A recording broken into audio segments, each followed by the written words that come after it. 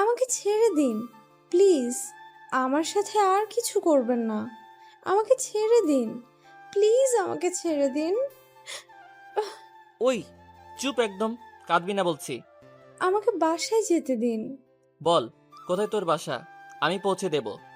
না, আপনাকে পৌঁছে দিতে হবে না। আপনি শুধু আমাকে এখান থেকে যেতে দিন প্লিজ। মেয়েটা ওর বাসার ঠিকানা বলল। শাকিল মেয়েটাকে নিয়ে গাড়ির সামনে গিয়ে বসলো। গাড়ি তার নিজের গতিতে চলতেছে। মেয়েটা শুধু নীরব হয়ে বাইরে তাকিয়ে আছে। তার প্রচুর চিৎকার করে কাঁদতে ইচ্ছা করতেছে, কিন্তু পারতেছে না। দেখতে দেখতে মেয়েটার বাসা চলে আসলো। মেয়েটাকে তার বাসার সামনে নামিয়ে দিয়ে শাকিল বাসায় চলে আসলো। মেয়েটা বাসায় ঢুকতেই বাবা এসে তার সামনে এসে দাঁড়ালো। এতক্ষণ কোথায় ছিলে? মেয়েটা চুপ করে আছে। কি হলো, কথা বলতিস না কেন? বাসায় আসতে এত রাত হলো কেন? আসলে আব্বু নীলার পার্টিটা একটু বেশি সময় ধরে হয়েছে। এরপর থেকে আর কখনো রাতে কোথাও যাবি না। যা রুমে যা। মেয়েটা রুমে চলে গেল। রুমে গিয়ে দরজা আটকে দিয়ে চিৎকার করে কাঁদতে শুরু করলো। রুমটা সাউন্ড প্রুফ, তাই ভেতরের কান্নার আওয়াজ বাইরে আসছে না। এমন সময় কারো দরজার আঘাত করার আওয়াজ শোনা গেল। দরজায় আঘাত করার শব্দ শুনে মেয়েটা চমকে উঠল। দ্বিতীয়বার দরজায় আঘাত করতেই মেয়েটা নিজের দুই চোখের অশ্রু মুছে নিয়ে দরজা খুলে দিল। দরজাটা খুলতেই সামনে তাকিয়ে দেখে তার মা দাঁড়িয়ে আছে। মেয়েটা আবার তার মাকে জড়িয়ে ধরে চিৎকার করে কাঁদতে শুরু করলো। কি রে লামিয়া, কাঁদছিস কেন? কি হয়েছে বল আমাকে। আব্বু বকা দিয়েছে দেখে কাঁদছিস, তাই না? কাঁদিস না, তোর আব্বু তোকে অনেক ভালোবাসে, তোর ভালোর জন্য এসব কথা বলেছে। আর শোন, এরপর থেকে আর এত রাত করবি না। ঘরের মেয়ে এত রাত করে বাইরে থাকলে লোকে কি বলবে? আর কাঁদিস না, তুই খুব ক্লান্ত, আমি চলে যাচ্ছি। তুই রুমের দরজা আটকে ঘুমিয়ে পড়, কেমন? কথাটা বলেই লামিয়ার মা রুম থেকে বেরিয়ে গেল। লামিয়া রুমের দরজাটা আটকে শাওয়ার নিতে চলে গেল। শাওয়ার নিয়ে এসে বিছানায় শুয়ে পড়ল। চোখটা বন্ধ করতেই চোখের সামনে সেই ধর্ষণের দৃশ্য এইগুলোই ভেসে উঠেছে। কিছুতেই ঘুমাতে পারতেছে না লামিয়া। অন্যদিকে শাকিল বাসার ছাদে একা একা বসে সিগারেটের ধোঁয়া বাষ্প করে ওড়াচ্ছে, আর ওই দূর আকাশের চাঁদটার দিকে তাকিয়ে আছে। ছেলেটা মনে মনে ভাবতেছে, আজ আমার নেশার জন্য একটা নিরীহ মেয়ের জীবন এইভাবে নষ্ট হয়ে গেল। অন্য একটা মেয়ের জন্য একটা নিষ্পাপ মেয়ের জীবন নষ্ট করা কি ঠিক হলো? একদম নয়। জানি না মেয়েটা আমাকে কখনো কোন অবস্থায় ক্ষমা করবে কিনা, তবুও মেয়েটার জীবন এভাবে শেষ হতে দেব না। মেয়েটা ধর্ষিতা জেনে কোনো ছেলেই তাকে বিবাহ করতে রাজি হবে না। তার জীবনটা শেষ হয়ে যাবে, এইটা আমি কিছুতেই হতে দেব না। আমি নিজে মেয়েটাকে বিয়ে করে নতুন করে ঘর বাঁধবো মেয়েটার সাথে। আমি সম্পূর্ণ ভালো হয়ে যাব, আর কখনো কোনো নেশা করব না। এইসব কথা ভাবতে ভাবতে কখন যে ছাদের উপরেই ঘুমিয়ে পড়েছি বুঝতেই পারিনি। আজ কলেজে আসতে ইচ্ছে করছিল না, নিজের অনিচ্ছা সত্ত্বেও কলেজে চলে আসলাম। কলেজে এসে দেখলাম আমার বেস্ট ফ্রেন্ড রাফি এখনো কলেজে আসেনি। রাফি আমার বেস্ট ফ্রেন্ড। রাফির সব কথা আমার সাথে, আর আমার সব কথাই রাফির সাথে শেয়ার করি। কলেজে এসে রাফিকে একটা ফোন করলাম। হ্যালো। কি রে, কই তুই? বাসায়? আজ কলেজে আসবি না? না রে দোস্ত। কলেজ আই প্লিজ, তোর সাথে একটা জরুরি কথা আছে। কি কথা, ফোনে বল। ফোনে বলা যাবে না, তুই আসলে বলবো। আচ্ছা তুই দাঁড়া, আমি আসতেছি। কলেজ ক্যাম্পাসে বসে কিছু সময় অপেক্ষা করার পর রাফি কলেজে চলে আসলো। রাফি কলেজে আসতেই আমি রাফিকে ডাক দিলাম, রাফি এদিকে আয়। কি যেন জরুরি কথা বলবি বলছিলি? বলছি, বস এখানে। রাফি আমার পাশে বসলো। দোস্ত, কাল রাতে অনেক বড় একটা অপরাধ করে ফেলছি রে। কি অপরাধ? কাল রাতে আমি রাফিকে সব কথা খুলে বললাম। কথাগুলো শোনার পর রাফি সম্পূর্ণ নিস্তব্ধ হয়ে গেল। কিছু সময় দুজন নীরব থাকার পর রাফি বলল, সি, তুই আমার বন্ধু হয়ে এসব করতে পারলি? সরি দোস্ত, কাল রাতে নেশাটা এত বেশি হয়ে গিয়েছিল যে কি করতে কি করে ফেলেছি বুঝতেই পারিনি। মেয়েটা কি চিনিস তুই? না রে, শুধুমাত্র ওর বাসার ঠিকানাটা জানি। মেয়েটা ধর্ষিতা জেনে ওকে তো আর কেউ বিয়ে করবে না। তোর জন্য একটা নিষ্পাপ মেয়ের জীবন শেষ হয়ে যাবে। না, এইটা আমি কিছুতেই হতে দেব না। আমি নিজে বিয়ে করব মেয়েটাকে। তাহলে তো অনেক ভালো হবে। আচ্ছা চল বাসায় যাই, আজ আর ক্লাস করব না। তারপর আমি আর রাফি কলেজ থেকে বেরিয়ে একটা রিক্সা নিয়ে রাফিদের বাসার সামনে নেমে গেল, আর আমি আমার বাসায় চলে আসলাম। বাসায় এসে ফ্রেশ হয়ে আমার রুমে এসে বসে আছি।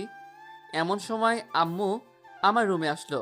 আম্মু আমার রুমে এসে বলল, টেবিলে খাবার দিয়েছি, খেতে আয়। আম্মু শোনো। কি কিছু বলবি? হুম। কি বলবি বল। আম্মু, তোমরা না আমার বিয়ের কথা বলছিলে না?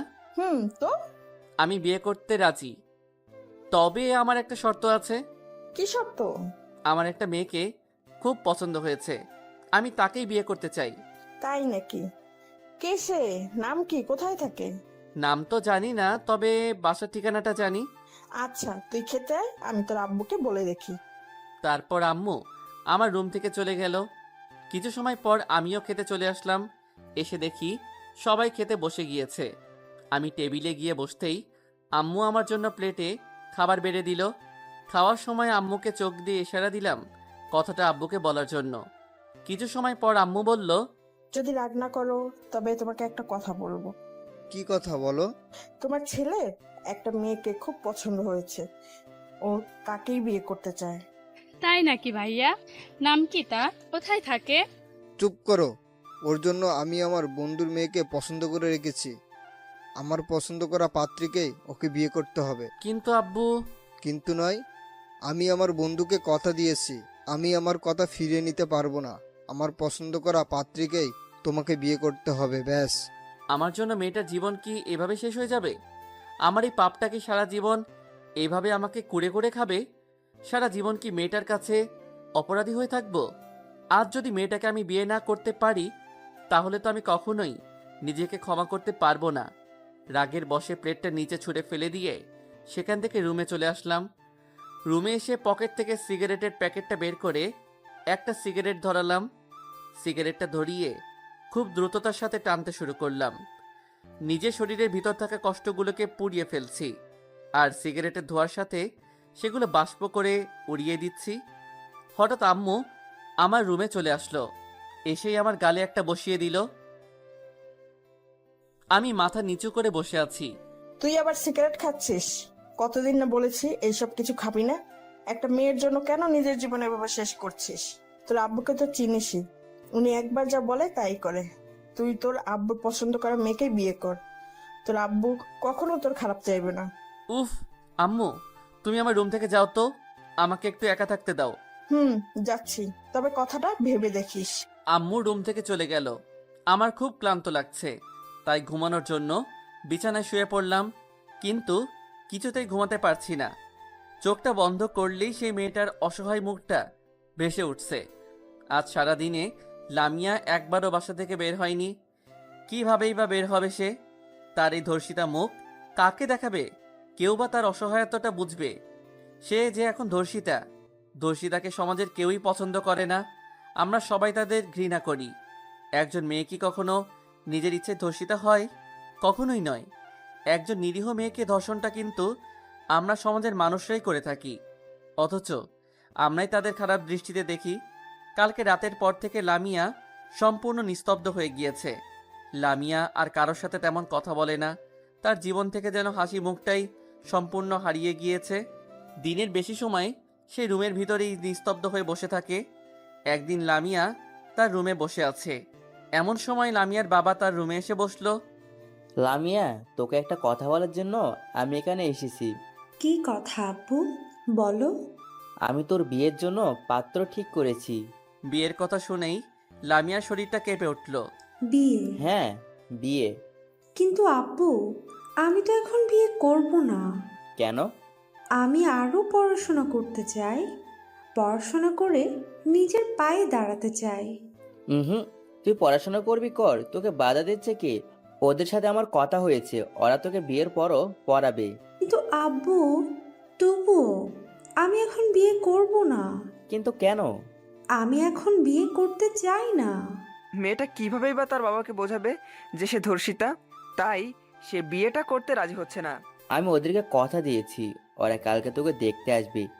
এর মাঝে কোনো ঝামেলা হোক তা কিন্তু আমি চাই না। কথাটা মনে থাকে যেন। কথাটা বলেই লামিয়ার বাবা রুম থেকে বেরিয়ে গেল। লামিয়া থ হয়ে বসে পড়ল। দেখতে দেখতে তার দু চোখে পানি চলে এসেছে। তার এই জীবন আর সহ্য হইতেছে না। মনে হচ্ছে এই স্বার্থপর পৃথিবী ছেড়ে অজানা একটা দেশে চলে যেতে, যেখানে কোনো যৌন ক্ষুধা থাকবে না, থাকবে না এদের মতো মানুষরূপী পশুরা যারা মেয়ে দেখলে ঝাঁপিয়ে পড়ে তাদের এই দেহটাকে ভোগ করার জন্য। লামিয়া উচ্চস্বরে কাঁদছে, কিন্তু কেউ তার কান্না শুনতে পারছে না। সবাই শুধু মানুষের বাহিরটাই দেখে, কিন্তু কেউ কখনো কোনো মানুষের ভেতরটা দেখে না। আজ নিজের অনিচ্ছা সত্ত্বেও শাকিল তার বিয়ের জন্য পাত্রী দেখতে যাচ্ছে। আজ শাকিলের মুখে একটুও হাসি নেই। হাসি থাকবেই বা কি করে? সে যে এখন ধর্ষক। একটা মেয়ের জীবন সম্পূর্ণ নষ্ট করে ফেলেছে সে। চোখের সামনে শুধু সেই মেয়েটার মুখটাই ভেসে উঠছে। ইচ্ছে করছে গাড়ি থেকে লাফ দিয়ে নেমে ওই মেয়েটার কাছে ছুটে যেতে, কিন্তু নিজের বাবার মান সম্মানের কথা ভেবে সেটাও পারছে না। দেখতে দেখতে হঠাৎ করে গাড়িটা লামিয়াদের বাসার সামনে দাঁড় করালো। শাকিল তো পুরাই টাসকি খেয়ে গেল। আব্বু গাড়িটা এখানে দাঁড় করালো কেন? তবে কি লামিয়া আব্বুকে সব কথা বলে দিয়েছে? আল্লাহ বাঁচাও আমারে, জানি না এখন আমার কি হয়। আমি আব্বুকে বললাম, আব্বু গাড়িটা এখানে দাঁড় করালে কেন? এটাই তো আমার বন্ধুর বাসা। লামিয়ার ছোট বোনের সাথে আমার বিয়ে নাকি? যদি তাই হয় তবে তো আমি পুরাই বাস খেয়ে যাব। কি রে ভাইয়া, তুই কি গাড়ি থেকে নামবি না নাকি? নামছি তো। তারপর গাড়ি থেকে নেমে বাসার ভিতরে ঢুকলাম। আমাদের সকলকে একটা রুমে বসতে দিয়ে সকলকে খাওয়ার জন্য শরবত দেওয়া হলো।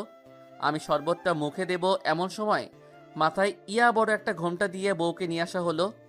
লামিয়া কই? লামিয়াকে তো দেখতেছি না। লামিয়ার কথা ভাবতেই মনটা খারাপ হয়ে গেল। জানি না মেয়েটা কখনো আমাকে ক্ষমা করবে কিনা। সকলের কথায় মেয়েটার মাথার ঘোমটাটা খুলে দেওয়া হলো। ঘোমটাটা খুলতেই আমি থ হয়ে গেলাম। মেয়েটাকে দেখেই বড় একটা ঝাটকা খেলাম। আমার হাত থেকে শরবতের গ্লাসটা নিচে পড়ে গিয়ে ভেঙে চুরমার হয়ে গেল। আরে এইটা আমি কি দেখছি? এইটা তো লামিয়া। তার মানে লামিয়ার সাথে আমার বিয়ের কথা চলছিল। যাক, একদিক থেকে ভালোই হবে, আমি নিজের পাপের প্রায়শ্চিত্তটা করার একটা সুযোগ পেয়ে গেলাম। লামিয়ার দিকে লক্ষ্য করলাম। আমাকে দেখে লামিয়া রাগে লাল হয়ে গেল। মনে হচ্ছে যেন আমাকে কাছে পেলে সম্পূর্ণ চিবিয়ে খেয়ে ফেলতো। আমি বললাম, আমরা কি একটু 5টা মিনিট আলাদা কথা বলতে পারি? পারবে না কেন? তোমরা দুজন দুজনকে ভালো করে চিনে নাও। আপনি একটু ছাদে আসবেন? আমি বাসার ছাদে চলে গেলাম। ছাদে কিছু সময় অপেক্ষার পর লামিয়া ছাদে চলে আসলো। দুজনই নীরব হয়ে দাঁড়িয়ে আছি। কিছু সময় পর লামিয়া বলল, বলুন, কি জন্য এখানে ডেকেছেন? আপনি আমাকে ক্ষমা করে দিন প্লিজ। আমি আসলে ইচ্ছে করে কিছু করিনি। ক্ষমা তো তাকেই করা যায় যে না জেনে ভুল করে, কিন্তু আপনি, ছি। সেদিন নেশাটা এত বেশি হয়ে গিয়েছিল যে কি করতে কি করে ফেলেছি বুঝতেই পারিনি। আপনি একজন নারীর পবিত্র দেহটাকে অপবিত্র করেছেন। এই পাপের কখনো ক্ষমা হয় না। দেখুন, আমি তো আর অন্য কাউকে বিয়ে করছি না, আমি তো আপনাকেই বিয়ে করতেছি। আমার জীবনটা সম্পূর্ণ নষ্ট করে এখন এসেছেন করুণা করতে? না, বিশ্বাস করুন, আমি সম্পূর্ণ ভালো হয়ে যাব, আর কখনো কোনো নেশা করব না। আর তাছাড়া এখন তো আমি আপনার হবু বর। আপনাকে আমি কখনোই আমার বর হিসেবে মানে নিতে পারবো না। কিন্তু কেন? ধর্ষক কখনো কারো বর হতে পারে না। কথাটা বলেই লামিয়া ছাদ থেকে চলে গেল, আর আমি সেখানে স্থির হয়ে দাঁড়িয়ে রইলাম। সত্যি তো, আমি তো একজন ধর্ষক, আর ধর্ষক কখনো কারো বর হতে পারে না। জানি না লামিয়া আমাকে বিয়ে করতে রাজি হবে কিনা। মনে হয় হবে না। আমার সাথে তার বিয়েটা ভেঙে দেবে হয়তো। আমি ছাদ থেকে রুমে চলে আসলাম। রুমে এসে আমার বন্ধু রাফির কাছে যা শুনলাম তা শুনে তো আমি নিজের কানকেই বিশ্বাস করতে পারছি না। রাফি, এই সেই মেয়ে যাকে আমি সেদিন ধর্ষণ করেছিলাম। কি? সত্যি? হুম। তাহলে তো ভালোই হলো, বিয়ের আগে বাসরটা করেই ফেলছিস। লামিয়া নিশ্চয়ই বিয়েটা ভেঙে দিয়েছে, তাই না? আরে না, লামিয়া তো তোকে বিয়ে করতে রাজি। সবাই তোদের বিয়ের জন্য দিন দেখছে। সত্যি দোস্ত? হুম। আজ আমি অনেক খুশি। লামিয়াকে নিয়ে আমি নতুন করে ঘর বাঁধবো, যেখানে আমি আর তুমি ছাড়া কেউ থাকবে না। নিজের পাপের প্রায়শ্চিত্ত করার জন্য একটা সুযোগ পাবো। লামিয়াকে নিজের হাতে আংটিটা পরিয়ে দিয়ে বিয়ের দিন তারিখ ঠিক করে চলে আসলাম। সামনের শুক্রবারে আমাদের বিয়েটা ঠিক করা হলো। আপনারা সকলে আমন্ত্রিত। বিয়েতে আসবেন কিন্তু। আজ আমার গায়ে হলুদ। বাড়িটাকে অনেক সুন্দর করে সাজানো হয়েছে। বাড়িটাকে দূর থেকে দেখে চেনাই যাচ্ছে না। কোনে বাড়ি থেকে মেয়ের বোনেরা আমার জন্য হলুদ নিয়ে আসলো। ব্যাপারটা কি? মেয়ের বোনেরা হলুদ নিয়ে আসছে কেন? নিশ্চয়ই খারাপ কোনো মতলব আছে। দেখাই যাক না কি হয়। আমার হবু শালিকারা হলুদের বাটিটা নিয়ে আমার কাছে চলে আসলো। বউ যদি হবু হয় তাহলে শালিকারা হবু হবে না কেন? বাহ, কি বুদ্ধি আমার! এই জন্যই তো পরীক্ষায় এত কম নম্বর পাই। যাই হোক, শালিকারা আমার সামনে এসে দাঁড়ালো। তখন মেঘলা বলল, মেঘলা লামিয়ার একমাত্র ছোট বোন। দুলা ভাই, আপনার গাল দুটো দেন তো। কেন? গাল দিয়ে কি করবে? কিস করবে বুঝি? জি না, আপনার কিস খাওয়ার ইচ্ছে হয়, আপনি আপুর থেকে খায়েন। তাহলে কি করবে? এই হলুদ দিয়ে আপনার দুগালে একটু আদর করব। কি ব্যাপার? হলুদ এমন লাল দেখা যাচ্ছে কেন? কি হলো দুলা ভাই, দেব? কি আর করব, হাজার হলেও তো শালিকা বলে কথা, তার কথা কি আর ফেলতে পারি? আমার দু গাল মেঘলার দিকে এগিয়ে দিলাম। নিজের ইচ্ছা মতো সবাই আমার গালে হলুদ মেখে দিয়ে হাসতে হাসতে চলে গেল। ওরা যাওয়ার কিছু সময় পরই আমার গাল দিয়ে আগুন বেরোতে শুরু করলো। দু গাল ঝালে জ্বলে পড়ে যাচ্ছে। তার মানে হলুদের সাথে মরিচের গুঁড়া মেশানো ছিল। খাইছে আমারে। বলেই দিলাম এক দৌড়ে সোজা বাড়ির পাশের পুকুরটাতে নেমে পড়লাম। সেখানে অনেক সময় থাকার পর বাসায় এসে গোসল করলাম। বিকেলে আমার বন্ধু রাফিকে বললাম, দোস্ত, আমার একটা কাজ করতে পারবি? কি কাজ বল? 500 টাকার একটা এবং 1000 টাকার 3টা নোট হাতে দিয়ে বললাম, এই নে। কি করবে এত টাকা দিয়ে? এই টাকাগুলো বাজার থেকে ছাপিয়ে নিয়ে আয়। কেন বলতো? এত প্রশ্ন করিস কেন? যা বলছি তাই কর। রাফি টাকাগুলো ছাপাতে বাজারে চলে গেল। রাতে টাকাগুলো ছাপিয়ে নিয়ে এসে আমার হাতে দিল রাফি। তারপর রাফি আর আমি একসাথে শুয়ে পড়লাম। কিছু সময় পর আমি বললাম, রাফি, কাল একটা কাজ করবি?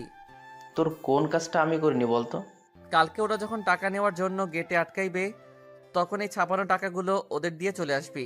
কি বলছিস ভাই? ওরা জানতে পারলে আমাকে হেভি মার দিবে। তোকে যা বলছি তাই করবি। আর এত ভয় পাচ্ছিস কেন? আমি তো আছি। সেটাই তো বড় ভয়। কি বললি তুই? কই কিছু না তো। আমি আবার কি বললাম? আচ্ছা, এখন ঘুমা, কাল তাড়াতাড়ি উঠতে হবে। তারপর দুজন একসাথে ঘুমিয়ে পড়লাম। আজ আমার বিয়ে। সেই কখন থেকে ফ্রেন্ডের সাথে মাইক্রোতে বসে আছি, এখনো পর্যন্ত আমার চাচাতো খালাতো ফুফাতো বোনদের আসার কোনো নামগন্ধই নেই। আসলে মেয়ে মানুষ এইরকমই, একবার সাজতে বসলে আর উঠতেই চায় না। আমার বিয়ের জন্য একটা বাস আর একটা মাইক্রো ঠিক করা হয়েছে। ওই তো ওরা সবাই চলে এসেছে। তারপর সবাই চললাম কনে বাড়িতে যাওয়ার উদ্দেশ্যে। মাইক্রোতে বেশ কিছু সময় অপেক্ষার পর আমরা বিয়ে বাড়িতে চলে আসলাম। বাহ, বাড়িটাকে বেশ সুন্দর করে সাজানো হয়েছে তো। বিয়ে বাড়ির গেটেই আমাদের সকলকে আটকে দেওয়া হলো। মিষ্টি আর শরবত খাওয়ানোর পর রাফি বলল, গেটটা এখন খুলে দিলে আমরা ভেতরে যেতে পারি। না না, আগে 5,000 টাকা দিন, তারপর গেট খুলে দেওয়া হবে। ওমর খোদা, এত টাকা আমরা দিতে পারবো না, 1000 টাকা দেই। জি না, 1,000 টাকা আমরা নেব না। তাহলে কম কত চান বলুন? ঠিক আছে, আপনারা 3,000 টাকাই দেন। আচ্ছা, এই নেন 3000 টাকা। এর সাথে আপনাদের 500 টাকা বাড়িয়ে দিলাম। তারপর গেট খুলে দেওয়া হলো। সকলেই যে যার মতো করে ভেতরে ঢুকলো। আসার সময় আমি আর রাফি রাজ্যজয়ী একটি হাসি দিয়ে চলে আসলাম। আমার গালে মরিচের গুঁড়া দেওয়া। এবার দেখো কেমন লাগে। ওগুলো তো আসল টাকা না, ওগুলো ছিল বাজারে ছাপানো টাকা। রাতের বেলা দেখে বুঝতে পারিনি কি ঘোলটাই না খাওয়ালাম ওদের। যাই হোক, আমাকে নিয়ে বরের আসনে বসানো হলো। সবাই আমার সাথে যে যার মতো সেলফি তুলছে। মনে হচ্ছে মনে যেন আমি মানুষ না, আমি একটা পোষা বাঘ চিড়িয়াখানা থেকে এখানে চলে এসেছি। তাই সবাই যে যার ইচ্ছা মতো সেলফি তুলেই যাচ্ছে। এদিকে রাফি একা একা একটি টেবিলে বসে আছে আর বারবার শুধু মেঘলাকে বোকা বানানোর কথা ভাবছে আর মনে মনে হাসছে। এমন সময় মেঘলা রাগী লুক নিয়ে রাফির সামনে এসে দাঁড়ালো। মেঘলাকে দেখেই রাফি ভয় দাঁড়িয়ে পড়ল। এইটা কি? কেন টাকা? এইটা টাকা? আমারে বোকা বানানো? দাঁড়ান, দেখাইতেছি মজা। রাফির আর পাইকে কথাটা শেষ হওয়ার আগেই দিছে একটা দৌড়। মেঘলাও রাফির পিছন পিছন দৌড় দিল। রাফি দৌড়ে সিঁড়ি বেয়ে ছাদে উঠে পড়ল। মেঘলাও তার পিছন পিছন আসছে। হঠাৎ মেঘলা পা স্লিপ কেটে রাফির উপর পড়ে গেল। রাফি নিচে আর মেঘলা উপরে, দুজন দুজনের দিকে অপলক দৃষ্টিতে তাকিয়ে আছে। এরকম কিছু সময় থাকার পর রাফি বলল, এটা কি হলো? কি হলো? আপনি এভাবে আমার উপর পড়লেন কেন? আমার কি দোষ? পা স্লিপ কাটলো বলেই তো।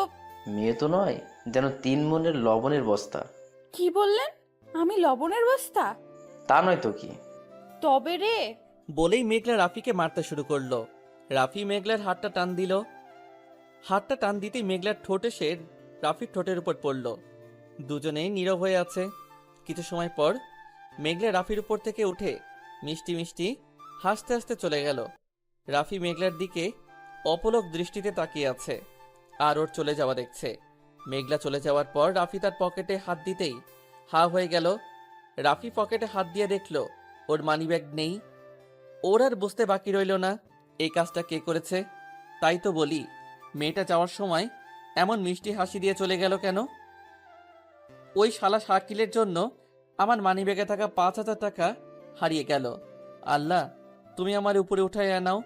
এদিকে আমি একা একা বরের আসনে বসে আছি আর ওই দূরে আমার হবু বউয়ের দিকে তাকিয়ে আছি। এমন সময় রাফি এসে আমার সামনে বসলো।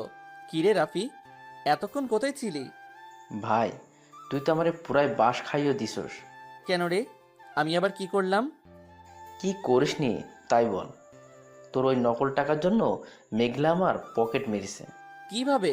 রাফি আমাকে সব ঘটনা খুলে বলল। তাই নাকি? 3,000 টাকার জন্য আমার মানিব্যাগে থাকা 5,000 টাকা মেরে দিয়েছে। ভালো তো। দাঁড়া, তোর হাসা বের করছি। তোর ফোনটা দে তো। কেন রে, ফোন দিয়ে কি করবি? মেঘলার থেকে টাকা ফেরত চাইবি নাকি? তোকে দিতে বলছি দে। আমি আমার ফোনটা বের করে রাফির হাতে দিলাম। কিছুক্ষণ চাপার পর রাফি ফোনটা আমার হাতে দিয়ে চলে গেল। আহ, মেঘলার কি বুদ্ধি! শেষ পর্যন্ত এভাবে নিজের টাকা আদায় করে নিল। যাক, একদিক থেকে ভালোই হয়েছে, আমার টাকাটা তো বেঁচে গিয়েছে। যা গিয়েছে সব রাফির গিয়েছে। কিছু সময় পর আমার ফোনে বিকাশ থেকে একটা মেসেজ আসলো, ইওর অ্যাকাউন্ট হ্যাজ বিন 15,000 টাকা। হাই হাই, আমার বিকাশে আর মাত্র 15,000 টাকা আছে কেন? কালকে তো দেখলাম 20,000 টাকা। তার মানে রাফি আমার থেকে 5,000 টাকা ওর বিকাশে মেরে দিয়েছে। রাফি আমার বিকাশের পাসওয়ার্ড পূর্বে থেকে জানতো, তাই ওর টাকা ওয়েট করতে কোনো সমস্যা হয়নি। তাই তো বলি, রাফি আমার ফোন নিয়ে এতক্ষণ চাপতেছিল কেন? এবার আমি কি করি? সব টাকা শেষ পর্যন্ত আমার থেকে চলে গেল। আল্লাহ রে আল্লাহ, আমার মাইরা হালা, আমার 5,000 টাকাই জলে চলে গেল। তারপর আমাদের বিয়েটা সম্পূর্ণ হয়ে গেল। আমরা বউ নিয়ে বাসায় চলে আসলাম। বাসায় এসে বউকে বাসর ঘরে রেখে এসে বন্ধুদের সাথে বসে আড্ডা দিতেছি। বন্ধুদের সাথে আড্ডা দিতে দিতে অনেকটা সময় পেরিয়ে গেল। এদিকে আমার বন্ধুরা আমাকে ছাড়ছেই না। বাসর ঘরে কখন থেকে বউ আমার জন্য অপেক্ষা করছে আর এরা তো বুঝতেই চাচ্ছে না। আমি আমার বন্ধুদের বললাম, দোস্ত তোরা থাক, আমাকে এখন রুমে যেতে হবে। কেন রে, এত তাড়া কেন? বাসর ঘরে তোদের ভাবি আমার জন্য অপেক্ষা করছে। ভাবির কাছ থেকে আর দূরে থাকতে মন চাইতেছে না, না? আচ্ছা যা, তবে বাসর ঘরে বিড়ালটা ঠিক মতো মারিস। তারপর আমি আমার বন্ধুদের কাছে থেকে আমার রুমে চলে আসলাম। রুমের দরজার সামনে দাঁড়াতেই চোখ পড়ল আমার চাচাতো মামাতো খালাতো বোনদের উপর। দেখি ওরা লামিয়ার সাথে বসে আড্ডা দিচ্ছে। আমি রুমের ভিতরে ঢুকতেই ওরা সকলেই রুম থেকে বেরিয়ে আসলো। বেরিয়ে আসার সময় আমার মামাতো বোন মায়া বলল, তোর সাথে এখানে আমি থাকতাম, কিন্তু কিছু স্বপ্ন স্বপ্নই থেকে যায়, তা কখনো বাস্তবে রূপ নিতে পারে না। ভালো থাকিস তোরা, লামিয়ারে কখনো কষ্ট দিস না। কথাটা বলেই মায়া রুম থেকে বেরিয়ে গেল। তখন আমার খালাতো বোন তানজিরা বলল, ভাইয়া, বিড়ালটা একটু জোরে মারিস কিন্তু। বলেই সবাই হাসতে হাসতে বেরিয়ে গেল। আমি রুমের দরজা আটকে দিয়ে লামিয়ার সামনে গিয়ে দাঁড়ালাম। লামিয়ার সামনে গিয়ে দাঁড়িয়ে ওর ওই গোলাপি ঠোঁট দুইটার দিকে তাকালাম। ওর ঠোঁট দুইটার দিকে তাকিয়ে নিজেকে আর সামনে রাখতে পারলাম না। আমি লামিয়ার দিকে হাত বাড়াতেই লামিয়া বলল, আমাকে একদম স্পর্শ করার চেষ্টা করবেন না। কিন্তু কেন? আমি তো এখন তোমার স্বামী। ধর্ষক কখনো কারো স্বামী হতে পারে না। তাহলে আমাকে বিয়ে করেছো কেন? আপনার পাপের শাস্তি দেওয়ার জন্য। আপনি কখনো আমার থেকে স্ত্রীর অধিকার পাবেন না। লামিয়া তো সত্যি কথাই বলেছে। আমি তো একজন ধর্ষক, আর ধর্ষকের কখনো কারো স্বামী হওয়ার কোনো অধিকার নেই। ধর্ষকরা হলো সমাজের সবচেয়ে নিকৃষ্ট ব্যক্তি, যাদের সমাজের কেউই পছন্দ করে না। আমি মাথা নিচু করে ঘুমানোর জন্য বিছানার দিকে পা বাড়ালাম। তখন লামিয়া বলল, আমি আপনার সাথে এক বিছানায় ঘুমাতে পারবো না। তাহলে এখন কি করব? আপনি নিচে ঘুমাবেন নাকি আমি নিচে ঘুমাবো? আপনাকে নিচে ঘুমাতে হবে না, আমি নিচে ঘুমাইতেছি। কথাটা বলেই আমি একটা চাদর আর একটা বালিশ নিয়ে নিচে বিছানা করে শুয়ে পড়লাম। একে তো শীতের রাত, তার উপর নিচে শুয়ে আছি। বুঝতেই তো পারছেন এখন আমি কি অবস্থায় আছি। এরকম করে থাকতে থাকতে কখন যে ঘুমিয়ে পড়েছি বুঝতেই পারিনি। সকালে ঘুম থেকে উঠে দেখি আমার উপর একটা কাঁথা আর একটা কম্বল জড়ানো। কি ব্যাপার, এই কাঁথা আর কম্বল কোথায় থেকে আসলো? এমন সময় লামিয়া আমার রুমে আসলো। রাতে শীতে আপনি শিউরে উঠেছিলেন, তাই ওগুলো আমি আপনার উপর দিয়েছি। লামিয়াকে দেখতে এখন অনেক সুন্দর লাগছে। ওর এই এলোমেলো চুলগুলোতে হাত বুলিয়ে দিতে খুব ইচ্ছে করছে, কিন্তু কি বা করব, ইচ্ছা থাকলে উপায় নেই। আমি অপলক দৃষ্টিতে লামিয়ার দিকে তাকিয়ে আছি। তখন লামিয়া বলল, এমন করে কি দেখছেন? তাড়াতাড়ি উঠে ফ্রেশ হয়ে খেতে আসেন। তুমি যাও, আমি আসতেছি। লামিয়া রুম থেকে বেরিয়ে যাচ্ছে। হঠাৎ করে লামিয়া পা স্লিপ কেটে মাটিতে পড়ে গেল। আমি লামিয়ার সামনে গিয়ে ওকে ওঠানোর জন্য আমার হাত বাড়িয়ে দিলাম। আমাকে আপনি স্পর্শ করবেন না, আমি একাই উঠতে পারবো। দেখো, সব সময় এমন জেদ করা ভালো না। কোনটা ভালো আর কোনটা খারাপ তা আমার একজন ধর্ষকের কাছ থেকে শিখতে হবে না। লামিয়ার কথাটা শুনেই বুকের ভেতরটা কেঁপে উঠল। আমি সেখান থেকে রুমে চলে আসলাম। লামিয়া আস্তে আস্তে উঠে পায়ে আঘাত নিয়ে খাবার রুমে চলে গেল। পরে আমি ফ্রেশ হয়ে খাবার রুমে চলে আসলাম। সেখানে এসে দেখি আমার বন্ধুরা সবাই খাবার টেবিলে বসে আছে। আমি গিয়ে বসতেই লামিয়া সকলের জন্য টেবিলে খাবার বেড়ে দিল। তারপর আমি খাওয়া দাওয়া করে বন্ধুদের সাথে একটু আড্ডা দিতে বের হলাম। বিকালে লামিয়াদের বাড়ি থেকে লোকজন আসলো। বাড়ি ভর্তি লোক। আমার লোকজনের কোলাহল তেমন একটা ভালো লাগে না, তাই একটু ফাঁকে নীরব হয়ে বসে আছি। এমন সময় আব্বু আমাকে ডাক দিল। শাকিল, এদিকে আয়। কেন আব্বু? তোকে আসতে বলছি, আয়। আমি সেখান থেকে সোজা আব্বুর কাছে চলে আসলাম। সেখানে এসে একটা মেয়ের দিকে চোখ পড়তেই চমকে উঠলাম। আরে এটা তো বৃষ্টি, যার জন্য আমি নিজের অবস্থান থেকে খারাপ পথে চলে গিয়েছিলাম, যার জন্য আজ আমি একজন ধর্ষক। আব্বুর কথায় বাস্তবে ফিরে আসলাম। ইনি হলো আমার বন্ধু সাজ্জাদ চৌধুরী, আর এনারা হলেন তার স্ত্রী এবং মেয়ে। হ্যালো, আমি শাকিল। আমি বৃষ্টি। বাবা, আমরা একটু ফাঁকে গিয়ে কথা বলি। আচ্ছা, যাও। আমি বৃষ্টিকে নিয়ে আমার রুমে চলে আসলাম। সেখানে দুজন নীরব হয়ে বসে আছি। কিছু সময় পর বৃষ্টি নীরবতা ভেঙে বলল, কেমন আছো? অনেক ভালো। কিন্তু আমি তো ভালো নেই। ভালো নেই কেন? ভালো থাকার জন্যই তো আমাকে ছেড়ে চলে গিয়েছো। তোমার সাথে বেইমানি করেছি বলেই হয়তো আমার সাথে এমনটা হয়েছে। কেন, কি হয়েছে? সিয়াম আমাকে ভালোবাসতো না, ও শুধু ভালোবাসতো আমার শরীরকে। ওর সাথে তোমার আর কোনো কথা হয় না?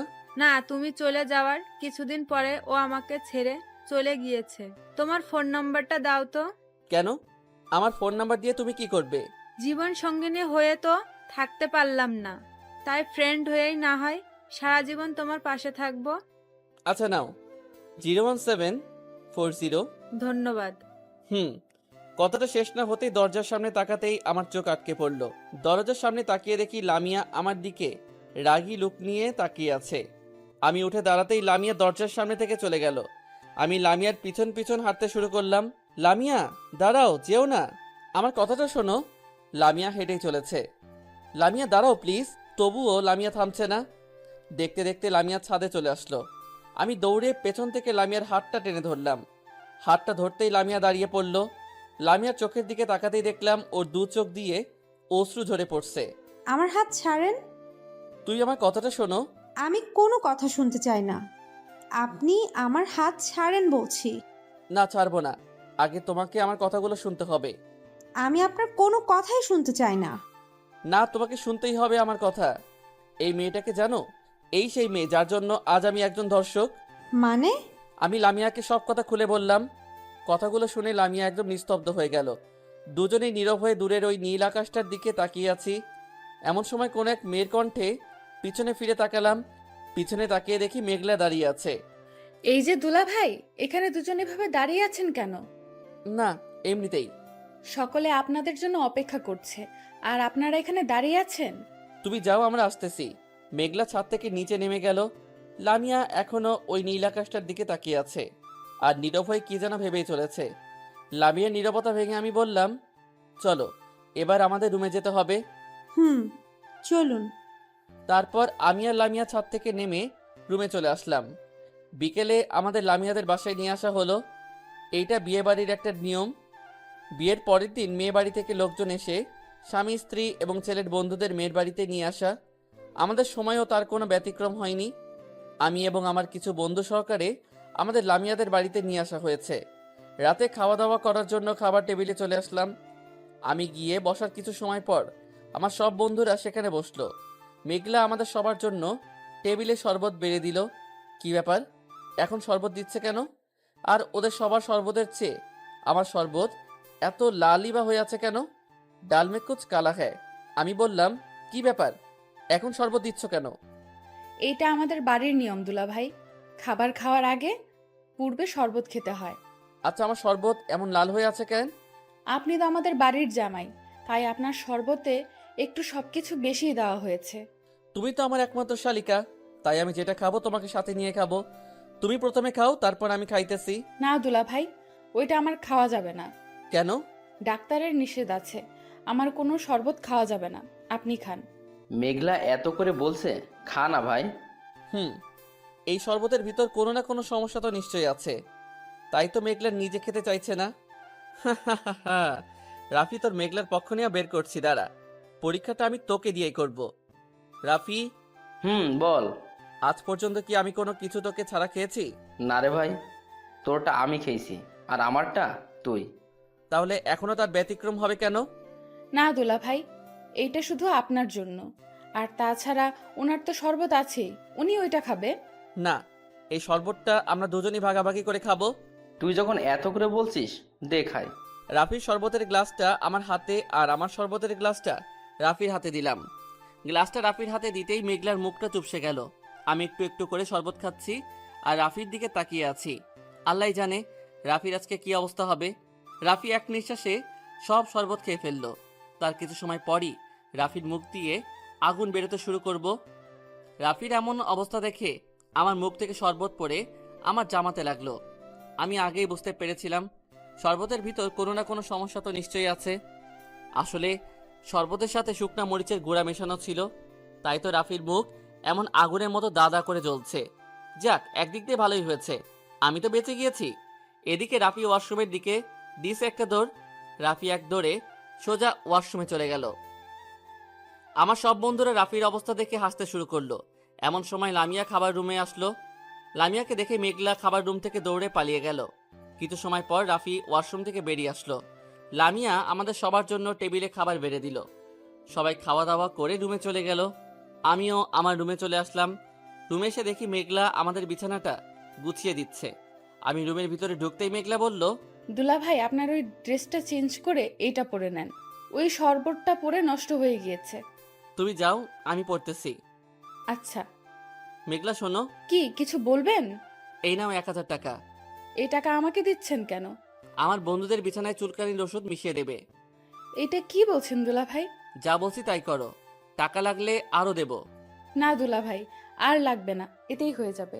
মেঘলা হাসতে হাসতে আমার রুম থেকে বেরিয়ে গেল। আহা, কি মজা! এবার ওরা বুঝবে চুলকানির কি সাজা। মেঘলা যাওয়ার পর আমি ড্রেসটা চেঞ্জ করে নিলাম। ড্রেস চেঞ্জ করার কিছু সময় পরই শরীরের ভিতর চুলকানি অনুভব করলাম। তার মানে মেঘলা আমার জামার ভিতর চুলকানির ওষুধ মিশিয়ে দিয়েছে। ওহ, কি চুলকানি! চুলকানির জন্য শরীর একদম জ্বলে পড়ে যাচ্ছে। ড্রেস চেঞ্জ করার কিছু সময় পরই শরীরের ভিতর চুলকানি অনুভব করলাম। তার মানে মেঘলা আমার জামার ভিতর চুলকানির ওষুধ মিশিয়ে দিয়েছে। উফ, কি চুলকানি! চুলকানির জন্য শরীর একদম জ্বলে পড়ে যাচ্ছে। আল্লাহ বাঁচাও আমারে। আমি সোজা ওয়াশরুমে চলে গেলাম। ওয়াশরুমে গিয়ে শাওয়ার নিলাম। শাওয়ার নিয়ে রুমে আসতেই আমার সব বন্ধুরা শরীর চুলকাইতে চুলকাইতে আমার রুমে আসলো। আমি ওদের অবস্থা দেখে মিষ্টি মিষ্টি হাসতেছি। বাহ, মেঘলা তো অনেক ভালো কাজ করেছে, আমার একটা টাকাও বৃথা যায়নি। এইবার ওরা বুঝবে চুলকানি কি জিনিস। ওদের সবার কি অবস্থা, এটাই না করেছে মেঘলা। আমি বললাম, কি রে তোরা এমন করছিস কেন? ভাই, তোর শালিকা তো আমাদের পুরোই 12টা বাজিয়ে দিয়েছে। কেন রে, কি করেছে ও?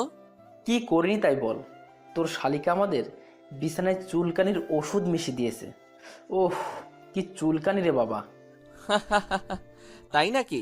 হুম। কথাটা শেষ হতেই লামিয়া রুমে আসলো। লামিয়াকে দেখে সবাই রুম থেকে বেরিয়ে চলে গেল।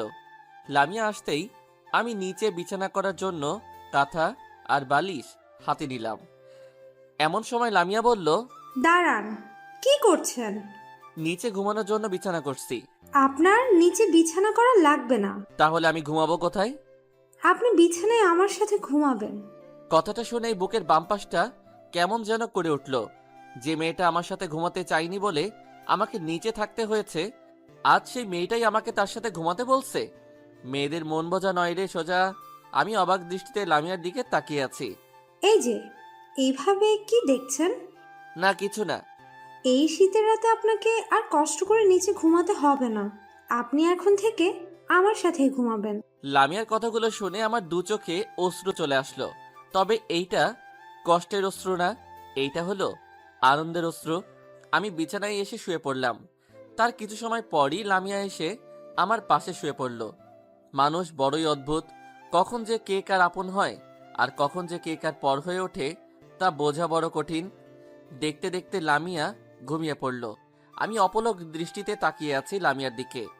ঘুমের ঘোরে লামিয়ার ওই মায়াবী মুখটা দেখতে অনেক সুন্দর লাগছে। লামিয়ার মুখের দিকে তাকিয়ে থাকতে থাকতে কখন যে ঘুমিয়ে পড়েছি বুঝতেই পারিনি। সকালে সূর্যের রশ্মি চোখে পড়ায় ঘুমটা ভেঙে গেল। ঘুমটা ভাঙতেই আমার পাশে তাকিয়ে দেখি লামিয়া আমার পাশে নেই। এদিক ওদিক তাকিয়ে দেখি লামিয়া রুমের ভিতরও নেই। কি ব্যাপার, লামিয়া এত সকালে কোথায় গেল? মনমরা হয়ে দরজার সামনে তাকাতেই আমার মুখে হাসি ফুটে উঠল। দরজার সামনে তাকিয়ে দেখি লামিয়া গোসল করে আসছে। চুলগুলো এলোমেলো, ঠোঁটে হালকা লিপস্টিক দেওয়া। সব মিলিয়ে লামিয়াকে দেখতে এখন অনেক সুন্দর লাগছে। লামিয়ার ঠোঁটের ওই লিপস্টিক দেখে আমার লিপস্টিকের স্বাদ নিতে ইচ্ছে করলো। দেখতে দেখতে লামিয়া আমার কাছে চলে আসলো। আমি লামিয়ার দিকে এক দৃষ্টিতে তাকিয়ে আছি। লামিয়া আমার সামনে এসে বলল, ওই, এমন করে কি দেখছো? তোমাকে। আমাকে আবার দেখার কি আছে? দেখছি তোমার ওই লিপস্টিক মাখা ঠোঁট দুইটাকে। এখন তোমার ঠোঁটের লিপস্টিকের স্বাদ নিতে খুব ইচ্ছে করছে। না, এখন তুমি এই সব কোনো কিছুই করবে না। জাস্ট একবার প্লিজ। না, দেখো, একদম সামনে আসবে না বলছি। সামনে আসতে আসতে আমি একদম লামিয়ার কাছে চলে আসলাম। লামিয়া এক পা দু পা পিছাতে পিছাতে একদম দেওয়ালের সাথে আটকে গেল। আমি লামিয়ার কাছে আসতেই লামিয়া ওর দু চোখ বন্ধ করে ফেললো। আমি আমার ঠোঁটটা লামিয়ার ঠোঁটের সামনে নিয়ে আসলাম। লামিয়ার দু ঠোঁট কাঁপছে। আমি আমার ঠোঁটটা লামিয়ার ঠোঁটের সামনে নিতেই কারোর ডাকে চমকে উঠলাম। তাকিয়ে দেখি মেঘলা দাঁড়িয়ে আছে।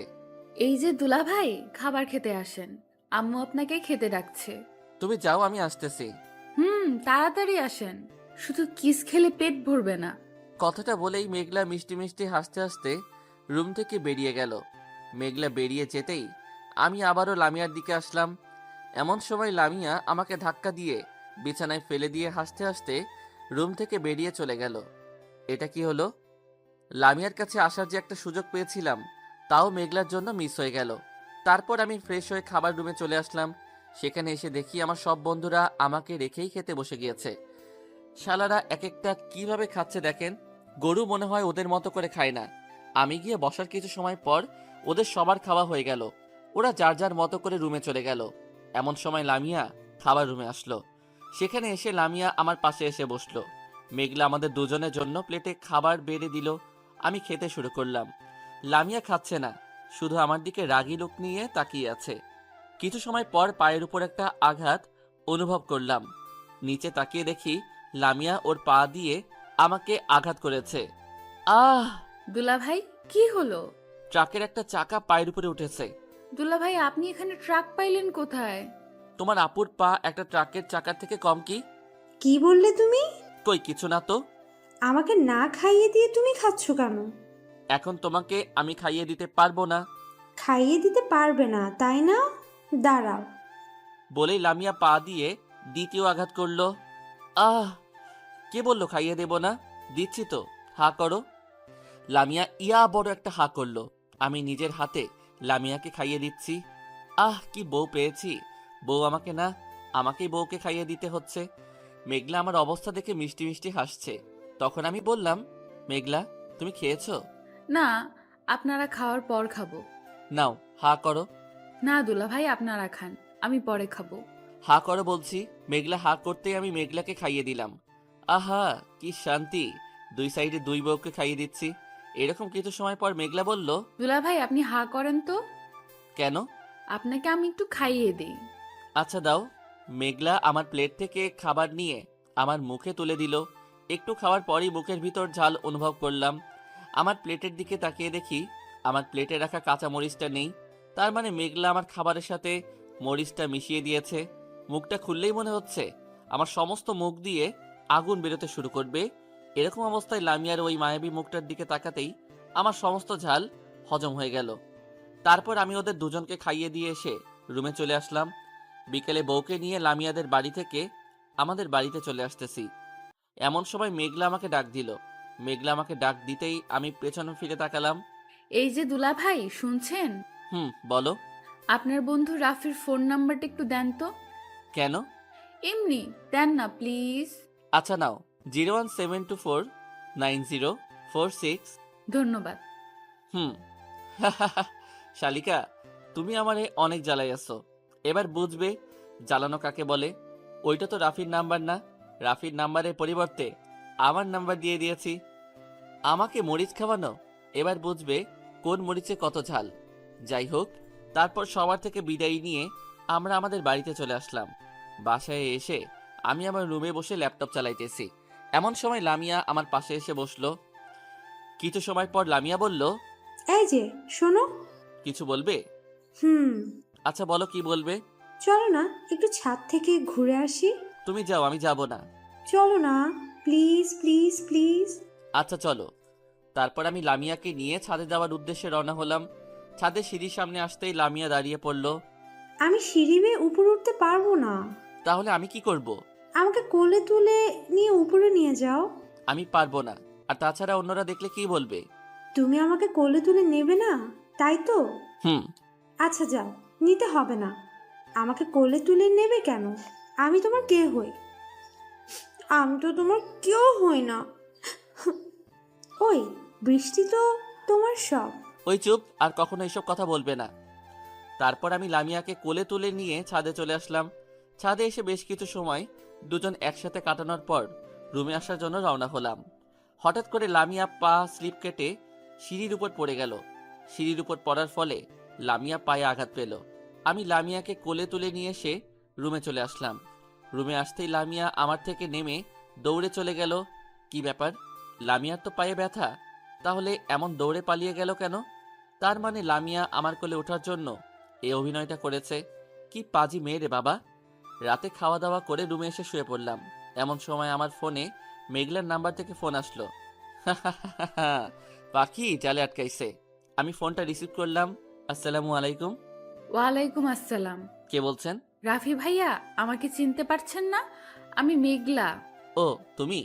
হুম। তা কি মনে করে ফোন করলে এখন? আপনাকে খুব মিস করছিলাম, তাই ফোনটা করলাম। তাই বুঝি। কি করেন এখন? এই তো শুয়ে আছি। তুমি কি করো? আমিও শুয়ে আছি। এরকম আরো কিছু সময় কথা বলার পর ফোনটা রেখে দিলাম। ফোনটা রেখে দেওয়ার পরপরই লামিয়া রুমে চলে আসলো। লামিয়া রুমে এসে সোজা আমার পাশে শুয়ে পড়লো। তারপর আমরা দুজন একসাথে ঘুমিয়ে পড়লাম। সকালে ঘুম থেকে উঠে দেখি লামিয়া আমার বুকের উপর শুয়ে আছে। আমি কোনো কিছুই বলছি না, শুধু লামিয়ার ওই মায়াবী মুখটার দিকে তাকিয়ে আছি। এমন সময় লামিয়া ঘুম থেকে উঠে পড়ল। ওই এইভাবে তাকিয়ে আছো কেন? তোমার ওই মায়াবী মুখটাকে দেখছি। এভাবে দেখবে না, আমার খুব লজ্জা করে। তো কিভাবে দেখবো? জানি না। তোমার ওই গোলাপি ঠোঁট দুটাকে চুষে খেতে খুব ইচ্ছা করছে। না, এখন না, প্লিজ। এখন আমি তোমার কোনো বাধাই মানব না। কথাটা বলেই আমি আমার ঠোঁট দুইটা লামিয়ার ঠোঁটের সামনে নিয়ে আসলাম। আমি যত লামিয়ার কাছে আসছি, লামিয়া তত জোরে জোরে নিঃশ্বাস ফেলছে। আমার ঠোঁট দুইটা লামিয়ার ঠোঁটের সাথে লাগাতেই লামিয়ার নিঃশ্বাস আরো দ্বিগুণ বেড়ে গেল। আমি আমার ঠোঁট দুইটা লামিয়ার ঠোঁটের সামনে নিয়ে আসলাম। আমি যত লামিয়ার কাছে আসছি, লামিয়া তত জোরে জোরে নিঃশ্বাস ফেলছে। আমার ঠোঁট দুইটা লামিয়ার ঠোঁটের সাথে লাগাতেই লামিয়ার নিঃশ্বাস আরো দ্বিগুণ বেড়ে গেল। আমি আলতো করে লামিয়ার কোমরে হাত রাখলাম। কোমরে হাত রাখতেই লামিয়া শিউরিয়ে উঠল। এমন সময় দরজায় কারো আঘাত করার শব্দ শুনতে পেলাম। লামিয়া গিয়ে দরজাটা খুলতেই দেখি আম্মু দাঁড়িয়ে আছে। বৌমা, এখনো তোমরা ঘুম থেকে ওঠোনি? এই তো উঠতেছি আম্মু। তোমরা তাড়াতাড়ি ফ্রেশ হয়ে খেতে আসো। আচ্ছা। আম্মু রুম থেকে বেরিয়ে যেতেই লামিয়া সোজা ওয়াশরুমে চলে গেল। লামিয়া ফ্রেশ হয়ে আসার কিছু সময় পর আমি ওয়াশরুমে চলে আসলাম। ওয়াশরুমে গিয়ে ফ্রেশ হয়ে খাবার রুমে আসলাম। খাবার রুমে এসে বসার কিছুক্ষণ পরই আব্বু চলে আসলো। লামিয়া আমাদের জন্য প্লেটে খাবার বেড়ে দিল। আমরা খেতে শুরু করলাম। কিছু সময় পর আব্বু বলল, শাকিল, আজকে বৌমাকে নিয়ে একটু শপিংয়ে নিয়ে যাস তো। কেন আব্বু? কেন মানে? বৌমার জন্য কেনাকাটা করতে যাবি? আমি পারবো না। কেন পারবি না? আব্বু, আমার এসব শপিং টপিং ভালো লাগে না। আমি তোকে যেতে বলেছি, তুই যাবি ব্যাস। আর এই নে টাকা। তারপর আমি খাওয়া দাওয়া করে রুমে চলে আসলাম। উফ, কি ঝামেলা রে বাবা! এখন বউকে নিয়ে আবার শপিংয়ে যেতে হবে। আজকে যদি লামিয়াকে নিয়ে শপিংয়ে না যাই, তবে আব্বু আমার 12টা বাজিয়ে দিবে। এক প্রকার জোর করেই বিকেলে বাইকটা বের করে লামিয়াকে নিয়ে শপিংয়ের উদ্দেশ্যে রওনা হলাম। কিছু পথ চলার পর একটা দোকানের সামনে বাইকটা দাঁড় করালাম। বাইকটা রাস্তার পাশে রেখে এসে দোকান থেকে একটা সিগারেট কিনে লামিয়ার সামনে আসলাম। লামিয়ার সামনে এসে দেখি লামিয়া আমার দিকে রাগী লুক নিয়ে তাকিয়ে আছে। আমি সামনে এসে সিগারেটে একটা টান দিতেই লামিয়া আমার মুখ থেকে সিগারেটটা নিয়ে ভেঙে ফেললো। এটা কি হলো? কি হলো? তুমি আমার সিগারেটটা এভাবে ভেঙে ফেললে কেন? তোমার সাহস তো কম নয়, তুমি সিগারেট খাচ্ছ, তাও আবার আমার সামনে। তাই বলে সিগারেটটা ভেঙে ফেলবে? তো কি করব? তুমি আর কখনো সিগারেট খাবে না।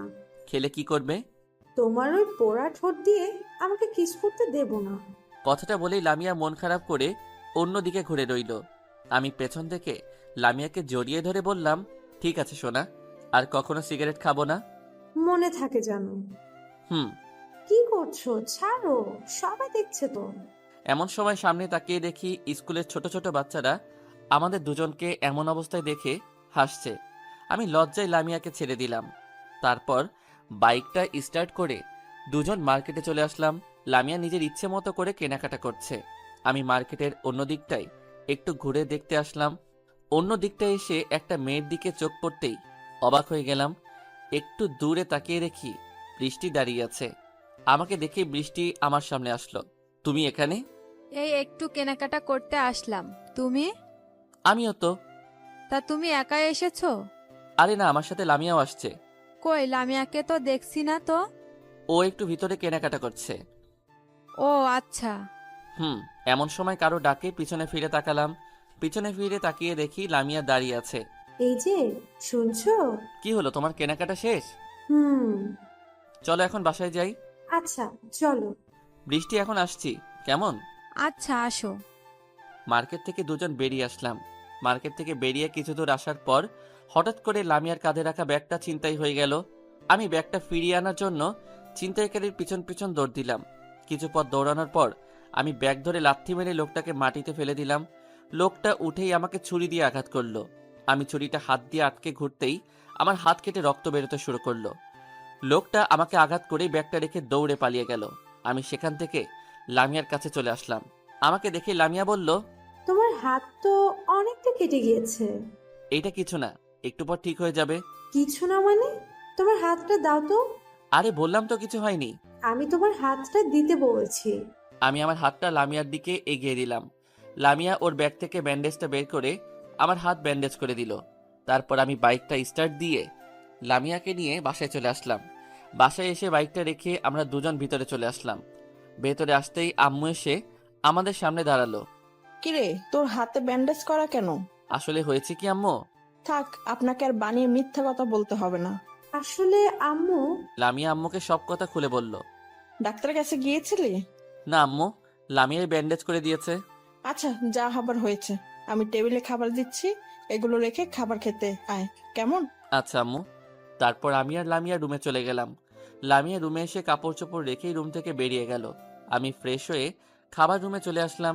খাবার টেবিলে গিয়ে বসতেই লামিয়া আমার জন্য প্লেটে খাবার বেড়ে দিল। কিন্তু আমি খাবো কিভাবে? আমার হাত তো কাটা। এই কাটা হাত নিয়ে তো খাবার তুলতেও পারবো না। আমি চামিচ হাতে নিয়ে খাবার নাড়াচাড়া করছি আর এইসব কথা ভাবছি। এমন সময় লামিয়া বলল, কি হলো? খাচ্ছ না যে? আমার চামিচ দিয়ে খেতে ভালো লাগে না। তো কিভাবে খাবে? তুমি খাইয়ে দাও। আমি পারবো না। তাছাড়া অন্যরা দেখলে কি বলবে? কেউ কিছুই বলবে না, তুমি আমাকে খাইয়ে দাও। আচ্ছা, খা করো। লামিয়া ওর নিজ হাতে আমাকে খাইয়ে দিচ্ছে আর আমি অপলক দৃষ্টিতে তাকিয়ে আছি লামিয়ার দিকে। লামিয়ার উপর থেকে আমার চোখ যেন সরতেই চাইতেছে না। কিছু সময় পর আমি বললাম, তুমি খাবে না? তোমার খাওয়ার পর খাবো। তুমিও আমার সাথে খেয়ে নাও। না, আমি পরে খাবো। আমার সাথে খাইতে বলছে কিন্তু। চোখগুলো বড় বড় করে একটু রাগ দেখিয়ে বললাম, আচ্ছা, খাচ্ছি। তারপর লামিয়াও আমার সাথে খেয়ে উঠল। খাবার খাওয়ার পর আমি আমার রুমে চলে আসলাম। রুমে আসতে আমার ফোনটা বেজে উঠল। স্ক্রিনে সুন্দর করে রাফি নামটা ভেসে উঠল। আমি ফোনটা রিসিভ করতেই ওপাশ থেকে বলে উঠল, হ্যালো শাকিল, হ্যাঁ রাফি বল। তুই এখন কোথায়? কেন, বাসায়। দোস্ত, এখন তুই আমার সাথে দেখা করতে পারবি? কেন বলতো? তোকে একটা প্রয়োজনীয় কথা বলবো। কি কথা, এখানেই বল। না, এখানে বলা যাবে না, তুই আয়, পরে বলছি। আচ্ছা কোথায় আসবো বল। রাফি ঠিকানা বলল। আমি বাইকটা স্টার্ট করে সোজা রাফির কাছে চলে গেলাম। সেখানে গিয়ে একটা ফাঁকা জায়গায় দুজন নীরব হয়ে বসে আছি। কিছু সময় পর আমি বললাম, রাফি বল, কি বলবি? দোস্ত, আমি তো একজনরে ভালোবেসে ফেলছি। সত্যি নাকি দোস্ত? হুম, কারে? তোর শালিকা মেঘলারে। কি বলছিস ভাই? হ্যাঁ, আমি ঠিকই বলছি। আমি মেঘলাকে ভালোবেসে ফেলেছি। সেই প্রথম যেদিন ওকে দেখেছিলাম, সেদিনই মেঘলার প্রতি আমার ভালো লাগা কাজ করতে শুরু করছিল। আস্তে আস্তে সেটা ভালো লাগা থেকে ভালোবাসাতে রূপান্তরিত হয়েছে। আমি ওরে ছাড়া বাঁচবো না। ভাই, তুই প্লিজ আমার একটা প্রেম করিয়ে দে। না হয় দেব, কিন্তু আমার ট্রিট কই? দেব, আগে তুই আমার প্রেমটা করিয়ে দে, তারপর তুই যা খেতে চাইবি আমি তোকে সেই সব কিছু খাওয়াবো। ওকে ডান। তারপর রাফির সাথে আরো কিছু সময় আড্ডা দেওয়ার পর সন্ধ্যায় বাসায় ফিরলাম। রাতে খাওয়া দাওয়া করে রুমে এসে শুয়ে আছি। এমন সময় মেঘলার নাম্বার থেকে আমার নাম্বারে ফোন আসলো। আমি ফোনটা রিসিভ করলাম। ভাইয়া কেমন আছেন? আমি ভালো আছি, তুমি কেমন আছো? আমিও ভালো আছি। তা কি করেন এখন? এই তো শুয়ে আছি। রাফি ভাইয়া, আপনাকে একটা কথা বলবো, রাগ করবেন না তো? কি কথা বলো? আগে বলেন, রাগ করবেন না? না, করব না, বলো। আমি আসলে আপনাকে ভালোবেসে ফেলেছি। I love you. হোয়াট? কি বলছো এইসব? হ্যাঁ ভাইয়া, আমি ঠিকই বলছি। সেই প্রথম যেদিন আমি আপনাকে দেখেছি, সেই দিনই আমি আপনার প্রেমে পড়ে গিয়েছি। কিন্তু আমি তো তোমাকে ভালোবাসি না। আমার দোষটা কি জানতে পারি? তোমার কোনো দোষই নেই। আমি আসলে অন্য একটা মেয়েকে ভালোবাসি। কাকে? নাম কি তার? নাম তো বলা যাবে না। কালকে আমি পার্কে ওকে নিয়ে উত্তরের একটা বেঞ্চে বসে থাকবো, তখন তুমি এসে দেখে নিও, কেমন? ঠিক আছে, আমিও দেখতে চাই সে আমার থেকে কতটা সুন্দরী। কথাটা বলেই মেঘলা ফোনটা কেটে দিল। আমার জামাতে চুলকানির ওষুধ মিশিয়ে দেওয়া, এবার বোঝো কেমন লাগে। মেঘলা, তুমি শের হলে আমি শোয়া শের। এর কিছু সময় পরই লামিয়া রুমে চলে আসলো। লামিয়া রুমে এসে সোজা আমার পাশে শুয়ে পড়ল। লামিয়া এত সুন্দর করে ঠোঁটে লিপস্টিক দিয়ে রাখে যে আমার শুধু লামিয়ার ঠোঁটের লিপস্টিকের স্বাদ নিতে ইচ্ছে করে। লামিয়ার লিপস্টিকের স্বাদ নিতে আমি আমার ঠোঁট দুইটা লামিয়ার ঠোঁটের সামনে নিয়ে আসলাম। আমার ঠোঁট দুইটা লামিয়ার ঠোঁটের সামনে নিয়ে আসতেই লামিয়া ওর হাতটা আমার মুখের উপর রেখে বাধা সৃষ্টি করলো। আমি লামিয়ার হাতটা সরিয়ে দিয়ে ওর ঠোঁটের সাথে আমার ঠোঁট লাগিয়ে কিস করতে শুরু করলাম। লামিয়া কেমন যেন উন্মুক্ত হয়ে গেল। তারপর আমি লামিয়ার বুকের উপর থেকে ওর ওড়নাটা সরিয়ে ফেললাম। ওড়নাটা সরাতেই লামিয়া আমাকে শক্ত করে জড়িয়ে ধরল। আমিও লামিয়াকে আমার বুকের মাঝে জড়িয়ে নিলাম। তারপর কি হলো তা আপনাদের না জানলেও চলবে। সকালে কারো চুলের পানি চোখে পড়ায় ঘুমটা ভেঙে গেল। চোখটা খুলে সামনে তাকিয়ে দেখি লামিয়া এইমাত্র গোসল করে এসেছে। লামিয়াকে দেখতে এখন অনেক মায়াবী লাগছে। আমার সামনে দাঁড়িয়ে ওর এই ভেজা চুলগুলোর পানি আমার চোখের উপর দিচ্ছে আর মিষ্টি মিষ্টি হাসছে। আমি বললাম, ওই এটা কি করছো? কি করলাম? তোমার ভেজা চুলের পানি আমার চোখের উপর দিচ্ছ কেন? আমার ইচ্ছে হয়েছে তাই দিয়েছি। তাছাড়া এত বেলা হয়েছে, তাও ঘুম থেকে উঠছো না কেন? আর একটু ঘুমাই না? না, আর একটু ঘুমানো যাবে না। এখন ঘুমালে শুধু চুলের পানি না, পুরো বালতি ভর্তি পানি এনে উপরে ঢেলে দিব। তাই বুঝি? আমি লামিয়াকে টান দিয়ে আমার বুকের উপর ফেলে দিয়ে বললাম, এই ছাড়ো, ভালো হচ্ছে না কিন্তু। কি ভালো হচ্ছে না শুনি? আমার ঠোঁট দুইটা লামিয়ার দিকে এগিয়ে নিতে নিতে বললাম, এই না, প্লিজ এখন এইসব কিচ্ছু করো না। আমি এইমাত্র গোসল করে এসেছি। এখন তো আমি তোমার কোনো কথাই শুনবো না। আম্মু! কথাটা শুনেই আমি লামিয়াকে ছেড়ে দিলাম। লামিয়া আমার উপর থেকে উঠে দৌড়ে পালিয়ে গেল। কোথায় আম্মু? রুমের ভিতর কোথাও তো আম্মুকে দেখছি না। তার মানে লামিয়া আমাকে বোকা বানিয়েছে। তাই তো বলি, আম্মুর কথা বলেই এমন করে দৌড়ে পালিয়ে গেল কেন? উফ, আর একটু হলেই লামিয়ার ঠোঁটে লিপস্টিকের স্বাদ নিতাম, কিন্তু সেই সৌভাগ্য আর হয়ে উঠল না। আমি ফোনটা হাতে নিয়ে রাফিকে একটা ফোন করলাম। বেশ কয়েকবার রিং হওয়ার পর রাফি ফোনটা রিসিভ করলো। হ্যালো রাফি, হ্যাঁ বল। আজকে 10টায় কলেজ ক্যাম্পাসে আসতে পারবি? কেন বলতো? আসতে বলছি, আসবি। আচ্ছা। আমি ফোনটা রেখে দিলাম। তারপর বিছানা থেকে উঠে ফ্রেশ হয়ে খাওয়া দাওয়া করে বাইকটা নিয়ে সোজা কলেজ ক্যাম্পাসে চলে আসলাম। কলেজ ক্যাম্পাসে এসে দেখি রাফি ক্যাম্পাসের বটগাছটার নিচে বসে আছে। আমি বাইকের উপর থেকেই রাফিকে ডাক দিলাম, রাফি এদিকে আয়। কি বলবি বল। চল বাইকে ওঠ। কেন? তোকে উঠতে বলছি, ওঠ। রাফি বাইকে উঠে বসলো। আমি বাইকটা স্টার্ট দিয়ে পাড়ার লোকাল রাস্তা পেরিয়ে মেইন রাস্তায় উঠলাম। মেইন রাস্তা থেকে সোজা পার্কে চলে আসলাম। পার্কে এসে রাফিকে নিয়ে উত্তরের একটি বেঞ্চে বসলাম। বসে কিছু সময় অপেক্ষা করার পর আমি মেঘলাকে ফোন করলাম। হ্যালো মেঘলা, তুমি কোথায়? এই তো আমি পার্কের উত্তর দিকে আসছি। রাফি ভাইয়া, আমি আপনাকে দেখতে পেয়েছি। কথাটা বলেই মেঘলা ফোনটা রেখে দিয়ে সোজা আমাদের সামনে এসে দাঁড়ালো। আমাকে দেখে মেঘলা আর মেঘলাকে দেখে রাফি অবাক হয়ে গেল। আমি বললাম, এই যে শালিকা, এইভাবে কি দেখছো? মানে দুলা ভাই আপনি এখানে? আমার বন্ধুর সাথে প্রেম করবে আর আমি থাকবো না? না দুলা ভাই, আপনি ভুল বুঝছেন। সে আসলে আমাকে না, অন্য একজনকে ভালোবাসে। হাসছেন কেন দুলা ভাই? ওইটা রাফির নাম্বার না, ওইটা আমার নাম্বার। আপনার নাম্বার? হ্যাঁ, আমার নাম্বার। তোমার সাথে এতদিন আমি মজা করেছি। রাফি অন্য মেয়েকে না, রাফি শুধু তোমাকে ভালোবাসে। কিন্তু আমি তো এখন ওনাকে ভালোবাসি না। কেন? দেখেন না দুলা ভাই, এখন পর্যন্ত আমাকে প্রপোজই করতে পারলো না, আর বলে কিনা ভালোবাসি। এদিকে রাফির দিকে তাকিয়ে দেখি রাফি আমাদের কথা শুনে অবাক দৃষ্টিতে তাকিয়ে আছে আমাদের দিকে। আমি এদিক ওদিক তাকিয়ে কোথাও ফুলের দোকান দেখতে পেলাম না।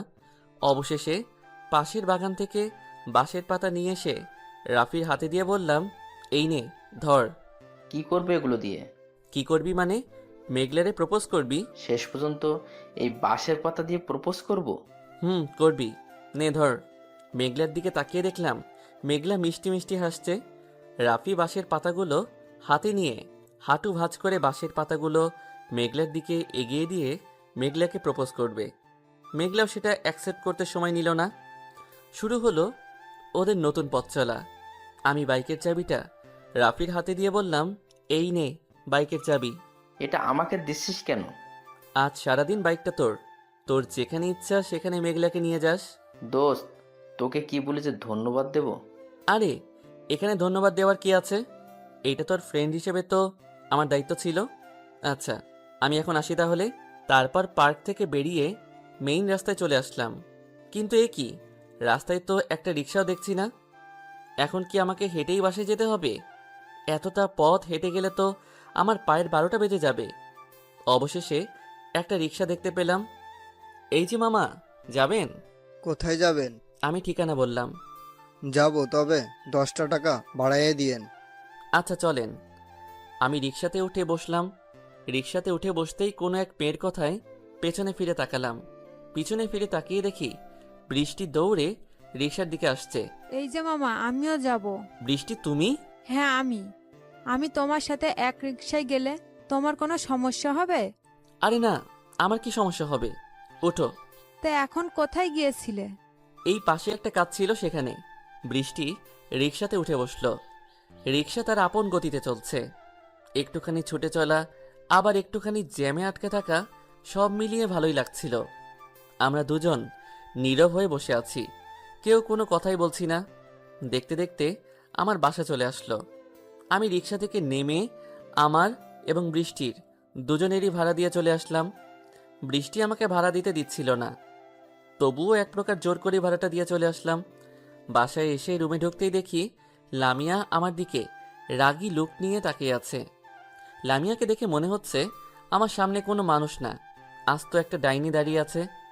আমি একটু সামনে পা বাড়াতেই লামিয়া বলল, দাঁড়াও, আর এক পাও সামনে আসবে না। আমি দাঁড়িয়ে পড়লাম। কোথায় গিয়েছিলে? রাফির সাথে দেখা করতে। রাফির সাথে দেখা করতে গিয়েছিলে নাকি বৃষ্টির সাথে? কোনটা? বৃষ্টির সাথে আমার রাস্তা দেখা হয়েছে। আমাকে আর বানিয়ে মিথ্যে কথা বলার কোনো প্রয়োজন নেই। বৃষ্টির সাথে কোন আবাসিক হোটেলে গিয়েছিলে? কথাটা শুনেই আমার মাথা গরম হয়ে গেল। রাগের বশে কষে একটা থাপ্পড় মারলাম লামিয়ার গালে। জানি না কিভাবে আচমকাই লামিয়ার উপর হাত উঠে গেল। মারো, আরো মারো, থেমে গেলে কেন? মারতে মারতে একদম শেষ করে ফেলো। তোমার মতো একজন ধর্ষকের স্ত্রী হয়ে বেঁচে থাকার থেকে মরে যাওয়া অনেক ভালো। আমি মনে করেছিলাম পুরনো সব কিছু ভুলে জীবনটাকে আবার নতুন করে শুধু করব, কিন্তু সেটা আর হয়ে উঠল না। কথাটা বলেই লামিয়া কাঁদতে কাঁদতে রুম থেকে বেরিয়ে গেল। কিছু সময়ের জন্য আমার সব কিছু থমকে দাঁড়ালো। আমি সেখান থেকে ছাদে চলে আসলাম। ছাদে এসে অতীতে ছাদের কোণে লুকিয়ে রাখা সিগারেটের প্যাকেটটা বের করলাম। সিগারেটের প্যাকেট থেকে টানা 4টা সিগারেট একসাথে ধরিয়ে টানতে শুরু করলাম। সিগারেটের ধোঁয়া উড়াচ্ছি আর নিজের কষ্টগুলোকে বাষ্প করে উড়িয়ে দিচ্ছি। এরকম করতে করতে টানা 1 প্যাকেট সিগারেট শেষ করে ফেললাম। সন্ধ্যায় ছাদ থেকে নেমে রুমে চলে আসলাম। রুমে এসে সোজা বিছানায় গিয়ে শুয়ে পড়লাম। তার কিছু সময় পর লামিয়া রুমে চলে আসলো। লামিয়া রুমে এসে আমাদের দুজনের মাঝে একটা বালিশ রেখে শুয়ে পড়ল। আমি বললাম, এইটা কি করছো? আমি তোমার সাথে এভাবে ঘুমাতে পারবো না। তোমার সমস্যা হলে আমি নিচে ঘুমাইতেছি। থাক, এই শীতের রাতে তোমাকে আর কষ্ট করে নিচে ঘুমাতে হবে না। তুমি আমার সাথে বিছানায় ঘুমাতে পারো। কথাটা বলেই লামিয়া অন্যদিকে ঘুরে ঘুমিয়ে পড়ল। তার কিছু সময় পর আমিও ঘুমিয়ে পড়লাম। মাঝ রাতে কারো বিকট শব্দে ঘুমটা ভেঙে গেল। পাশে তাকিয়ে দেখি লামিয়া কেমন যেন করছে। ওর কপালে হাত রাখতেই আমার হাত জ্বলে যাচ্ছিল। আমার আর বুঝতে বাকি রইল না লামিয়া শরীরে জ্বর আসছে। জ্বরের কারণে ওর শরীর একদম পুড়ে যাচ্ছে। আমি বাটিতে পানি নিয়ে লামিয়ার কপালে জলপট্টি দিলাম। কিছু সময় পরপরই জলপট্টি শুকে যাচ্ছিল। লামিয়াকে জলপট্টি দিতে দিতে কখন যে ঘুমিয়ে পড়েছি বুঝতেই পারিনি। সকালে সূর্যের রশ্মি চোখে পড়ায় ঘুমটা ভেঙে গেল। ঘুম থেকে উঠে লামিয়ার দিকে তাকিয়ে দেখি লামিয়া এখনো ঘুমিয়ে আছে। আমি জ্বর দেখার জন্য লামিয়ার কপালে হাত রাখবো, এমন সময় লামিয়ার কথায় দাঁড়িয়ে পড়লাম। তুমি আমাকে একদম স্পর্শ করার চেষ্টা করবে না। কেন? আমি চাই না তুমি তোমার ওই অপবিত্র হাত দিয়ে আমাকে স্পর্শ করো। আমি তো এখন তোমার স্বামী। ধর্ষক কখনো কারো স্বামী হতে পারে না। হ্যাঁ, লামিয়া তো ঠিকই বলেছে। আমি তো একজন ধর্ষক, আর ধর্ষকের কখনো কারো স্বামী হওয়ার কোনো অধিকার নেই। আমি সেখান থেকে ওয়াশরুমে চলে গেলাম। ওয়াশরুম থেকে ফ্রেশ হয়ে রুমে চলে আসলাম। রুমে এসে দেখি আম্মু রুমে এসে লামিয়ার পাশে বসে আছে। আমি বললাম, আম্মু, এত সকালে তুমি এখানে? তোর কি একটু জ্ঞান বুদ্ধি নেই? কেন আম্মু? কেন মানে, লামিয়া জ্বরে বিছানা থেকে উঠতে পারছে না, আর তুই একবারও ডাক্তারকে ফোন করিসনি? আম্মু, আমার ডাক্তার লাগবে না, একাই ঠিক হয়ে যাবে। বৌমা, তুমি চুপ করে শুয়ে থাকো। কিরে তুই দাঁড়িয়ে আছিস কেন? ডাক্তারকে ফোন কর। করছি আম্মু। তারপর আমি টেবিল থেকে ফোনটা হাতে নিয়ে ডাক্তারকে ফোন করলাম। এইটা আমাদের পারিবারিক ডাক্তার। আমাদের পরিবারের কারো কোনো সমস্যা হলে ইনি চিকিৎসা করেন। 2-3 বার রিং হওয়ার পর ফোনটা রিসিভ করলো। আসসালামু আলাইকুম। ওয়ালাইকুম আসসালাম। ডাক্তার সাহেব, আমি শাকিল বলছিলাম। ও, আপনি বলুন কি জন্য ফোন করেছেন? আসলে ডাক্তার সাহেব, আমার স্ত্রীর খুব জ্বর। আপনি যদি এসে একটু দেখতেন তাহলে অনেক ভালো হতো। আচ্ছা, আমি কিছু সময় পর আসছি। তারপর আমি ফোনটা কেটে দিলাম। সকাল প্রায় 9টার দিকে ডাক্তার সাহেব আসলো। লামিয়াকে দেখে ওর জন্য কিছু ওষুধ দিয়ে গেল। আমি ডাক্তারকে বিদায় করে দিয়ে রুমে চলে আসলাম। রুমে এসে কিছু সময় কাটানোর পর খাবার রুমে চলে গেলাম। সেখান থেকে লামিয়ার জন্য কিছু খাবার নিয়ে রুমে প্রবেশ করলাম। রুমে এসে খাবারের প্লেটটা নিয়ে লামিয়ার সামনে আসলাম। নাও, খেয়ে নাও। আমি খাবো না। খেয়ে নাও বলছি। এগুলো খেয়ে আবার ওষুধ খেতে হবে। হা করো, আমি খাইয়ে দিচ্ছি। আমি বলছি তো খাবো না। আমি লক্ষ্য করলাম কথাগুলো বলতে বলতে লামিয়ার 2 চোখের কোণে পানি চলে আসছে। কথাটা বলেই লামিয়া রাগের বশে খাবারের প্লেটটা ছুঁড়ে মাটিতে ফেলে দিল। খাবারের প্লেটটা মাটিতে ফেলে দিতেই বিকট একটা আওয়াজ হলো। আওয়াজটা শুনেই পাশের রুম থেকে আম্মু চলে আসলো। আম্মু এসে বলল, কিরে কি হয়েছে? কিছু না আম্মু। কিছু না মানে? তাহলে এত বিকট শব্দ হলো কেন? হাত থেকে খাবারের প্লেটটা পড়ে গিয়েছে। একটু সাবধানে কাজ করতে পারিস না? তুই গিয়ে খাবার নিয়ে আয়, আমি লামিয়াকে খাইয়ে দিচ্ছি। তারপর আমি সেখান থেকে খাবার রুমে চলে আসলাম। খাবার রুম থেকে অন্য একটা প্লেটে লামিয়ার জন্য খাবার নিয়ে আসলাম। আম্মু লামিয়াকে নিজ হাতে খাবার খাইয়ে দিল। রাতে ফোনটা রুমের ভিতর চার্জে দিয়ে খাবার খাওয়ার জন্য খাবার রুমে চলে আসলাম। এসে দেখি সবাই খাবার টেবিলে বসে আমার জন্য অপেক্ষা করছে, শুধুমাত্র লামিয়া ছাড়া। লামিয়ার অসুস্থতার জন্য আম্মু ওকে আগে খাইয়ে দিয়ে এসেছে। আমি গিয়ে টেবিলে বসতেই আম্মু আমার জন্য প্লেটে খাবার বেড়ে দিল। আমি খাবার আঙুল দিয়ে আওড়াচ্ছি আর বসে বসে লামিয়ার আমার প্রতি জন্মানো ঘৃণার কথা ভাবছি। এমন সময় আমার ছোট বোন সোনিয়ার কথায় বাস্তবে ফিরলাম। কি রে ভাইয়া, তুই খাচ্ছিস না কেন? কই, খাচ্ছি তো। শাকিল, বৌমার জ্বরের এখন কি অবস্থা? পূর্বের থেকে একটু কমেছে আব্বু। ওষুধগুলো ঠিক মতো খাওয়াচ্ছিস তো? হুম। আচ্ছা, এখন চুপচাপ খেয়ে নে। তারপর আমি খাওয়া দাওয়া করে রুমে চলে আসলাম। রুমের সামনে আসতেই আমার ফোনটা বেজে উঠল। আমি রুমে আসার পূর্বেই লামিয়া ফোনটা রিসিভ করলো। আসসালামু আলাইকুম। ওপাশের কথা শোনা যাচ্ছে না। আছে, তবে আপনি কে? ওপাশের কথা শোনা যাচ্ছে না। ও, তুমি? ওপাশের কথা শোনা যাচ্ছে না। আমি লামিয়া। ভালো। এমন সময় আমি রুমের ভিতর ঢুকলাম। রুমের ভিতর ঢুকতেই লামিয়া আমার হাতে ফোনটা দিয়ে বলল, নাও, কথা বলো। কে ফোন করেছে? কথা বললেই বুঝতে পারবে। লামিয়া আমার হাতে ফোনটা দিয়ে অন্যরকম একটা মুড নিয়ে বিছানায় গিয়ে শুয়ে পড়ল। আমি রুম থেকে বেরিয়ে বারান্দায় চলে আসলাম। হ্যালো, কে বলছেন? শাকিল, আমি বৃষ্টি। ও, তুমি? কেমন আছো? ভালো। তুমি কেমন আছো? আমিও ভালো আছি। কি করো এখন? আমি শুয়ে আছি।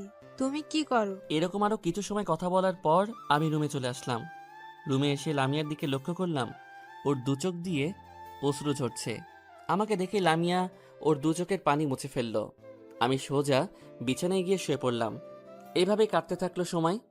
পেরিয়ে যেতে থাকলো দিনের পর দিন। কয়েকদিন পর ছাদের উপর গিয়ে একটা সিগারেট ধরালাম। সিগারেটটা ধরিয়ে আপন মনে টানতে শুরু করলাম। নিজের কষ্টগুলোকে সিগারেটের ধোঁয়ার সাথে উঠিয়ে দিচ্ছি আর দূরের ওই নীল আকাশটার দিকে তাকিয়ে আছি। এমন সময় লামিয়া ছাদে চলে আসলো। লামিয়া ছাদে এসে আমার সামনে দাঁড়িয়ে বলল, তুমি আবার সিগারেট খাচ্ছ? তাতে তোমার কি? আমার কি মানে? তোমাকে না বলেছি তুমি সিগারেট খাবে না? তুমি আমার কে যে আমি তোমার কথা শুনবো? আমি তোমার বিয়ে করা বউ, আর তুমি আমার স্বামী। আরে আমি তো একজন ধর্ষক, আর ধর্ষক কখনো কারো স্বামী হতে পারে না। হ্যাঁ, আমি তো একজন ধর্ষক, আর ধর্ষকের কখনো কারো স্বামী হওয়ার কোনো অধিকার নেই। ধর্ষকরা হলো সমাজের সবচেয়ে নিকৃষ্ট ব্যক্তি, যাদের কেউই পছন্দ করে না। কথাটা বলেই আমি ছাদ থেকে রুমে চলে আসলাম। রুমে এসে বাইকটা নিয়ে চললাম বন্ধুদের সাথে আড্ডা দেওয়ার উদ্দেশ্যে। আমি বাইকটা টং চায়ের দোকানের সামনে দাঁড় করালাম। চায়ের দোকানে কিছু সময় বসে থাকার পর আমার সব বন্ধুরা সেখানে চলে আসলো। আমি বন্ধুদের সাথে চায়ের দোকানে বসে আড্ডা দিচ্ছি। এমন সময় আমার এক বন্ধু বলল, কি রে, বিয়ে করে আর বাসা থেকে বের হতে চাস না? বাসায় সুন্দরী বউ রেখে বাইরে বের হতে মন চায় না, তাই না? না রে দোস্ত, আসলে তেমন সময় হয়ে ওঠে না।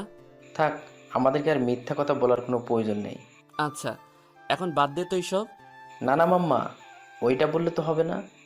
নতুন বিয়ে করলে আমাদের ট্রিট কই? এখন তোদের সকলকে ট্রিট দিতে হবে। হ্যাঁ দিতে হবে, চল। কোথায়? কোথায় মানে? রেস্টুরেন্টে। এখন আমার কাছে তো এত টাকা হবে না। সেটা বললে তো শুনবো না। ওরা আমাকে এক প্রকার জোর করেই রেস্টুরেন্টে নিয়ে গেল। এক একটা কিভাবে খাচ্ছে দেখেন। হারামজাদারা মনে হয় আমাকে ফকির করে ছাড়বে। যখন যার যা লাগছে সব কিছু একসাথে অর্ডার দিচ্ছে। খাওয়া দাওয়া শেষে ওইটার এসে বিলের স্লিপটা হাতে ধরিয়ে দিল। হাই আল্লাহ, টানা 10,010 টাকা বিল করে ফেলছে। হালারা তো আমার 12টা বাজিয়ে ছেড়েছে। এখন আর কি করার, টাকাগুলো দিয়ে সেখান থেকে বাসায় চলে আসলাম। বাসায় এসে কলিং বেল বাজানোর কিছু সময় পর ফ্লোরের দরজা খুলে দেওয়া হলো। দরজাটা খুলতেই আমি অবাক হয়ে গেলাম। দরজার সামনে দেখি মেঘলা দাঁড়িয়ে আছে। আরে মেঘলা, তুমি কখন আসলে? এই তো একটু আগে। বাসার সবাই কেমন আছে? সবাই ভালো আছে। এখানেই দাঁড়িয়ে কথা বলবেন নাকি ভেতরে আসবেন? আমি সেখান থেকে ভেতরে চলে আসলাম। আমার শালিকাটা তো হেব্বি দেখতে। আগে জানলে লামিয়ারে না মেঘলারই বিয়ে করে নিয়ে আসতাম। তবে একদিক থেকে ভালোই হয়েছে, একসাথে 2 বউ পেয়েছি। একটার সাথে আরেকটা ফ্রি। বউয়ের ছোট বোন মানে শালিকা তো বউয়ের মতোই, তাই না? রুমে এসে বসার কিছু সময় পরই আম্মু আমাকে ডাক দিল। কাছে আসতেই আম্মু একটা ব্যাগ হাতে ধরিয়ে দিল। শাকিল শোন, জি আম্মু, বলো। এই টাকাগুলো ধর। আমার হাত খরচ দিচ্ছ বুঝি? তোর হাত খরচ তো আগেই দিয়ে দিয়েছে। তাহলে এখন টাকা দিচ্ছ কেন? মেঘলা আসলে টাকাগুলো দিয়ে বাজার করে নিয়ে আয়। আমি রুম থেকে বেরিয়ে রাস্তায় আসলাম। রাস্তায় এসে একটা রিক্সা নিয়ে বাজারে চলে গেলাম। এক একটা জিনিসের কি দাম রে বাবা! দামের কারণে জিনিসগুলো সামনে যেতে ইচ্ছে করে না। বাজার করতে করতে বিকাল হয়ে গেল। বাজার থেকে একটু ফাঁকে এসে রিক্সা নিয়ে বাসায় চলে আসলাম। রাতে খাওয়া দাওয়া করে রুমে এসে বসে বসে ল্যাপটপ চালাইতেছি। এমন সময় লামিয়া রুমে আসলো। রুমে আসার পর লামিয়া বলল, ঘুমাবে কখন তুমি? তুমি ঘুমিয়ে পড়ো, আমি একটু পর ঘুমাবো। মেঘলা কালকে ওর সাথে আমাদের যেতে বলছে। তুমি যাও, আমি যাব না। তুমি কেন যাবে না? এমনিতেই। তোমাকেও আমার সাথে যেতে হবে। আমি বললাম না যাব না। তুমি না গেলে আমি কখনো আর এই বাড়িতে ফিরে আসবো না। ওকে, আমি যাব। এবার হ্যাপি? হুম। আচ্ছা, এখন ঘুমিয়ে পড়ো। তারপর লামিয়া ঘুমিয়ে পড়ল। তার কিছু সময় পর আমিও বিছানায় গিয়ে শুয়ে পড়লাম।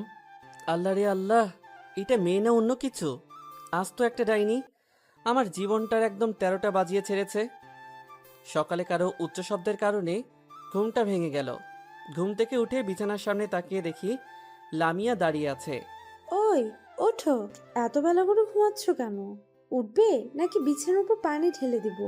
পানির কথা শুনেই আমি বিছানা থেকে উঠে পড়লাম। একে তো শীতের সময়, তার উপর সকালবেলা। এখন পানি ঢেলে দিলে আমার কি অবস্থা হবে তা ভাবতেই শরীরে কাঁটা দিয়ে উঠছে। আমি বিছানা থেকে উঠে বললাম, কি হয়েছে? এত সকালে ডাকাডাকি করছো কেন? তাড়াতাড়ি উঠে ফ্রেশ হয়ে খেতে আসো, আমাদের 10টার দিকেই রওনা দিতে হবে। তুমি একটু দাঁড়াও, আমি আসতেছি। লামিয়ার যাওয়ার কথা শুনে আমার নীল শাড়িটার কথা মনে পড়ে গেল। সেই নীল শাড়ি যেটা লামিয়াকে দেওয়ার জন্য 2 দিন আগে এনেছিলাম, কিন্তু লামিয়াকে দেব করে আর দেওয়া হয়নি। শাড়িটা পরলে লামিয়াকে দেখতে অনেক সুন্দর লাগবে।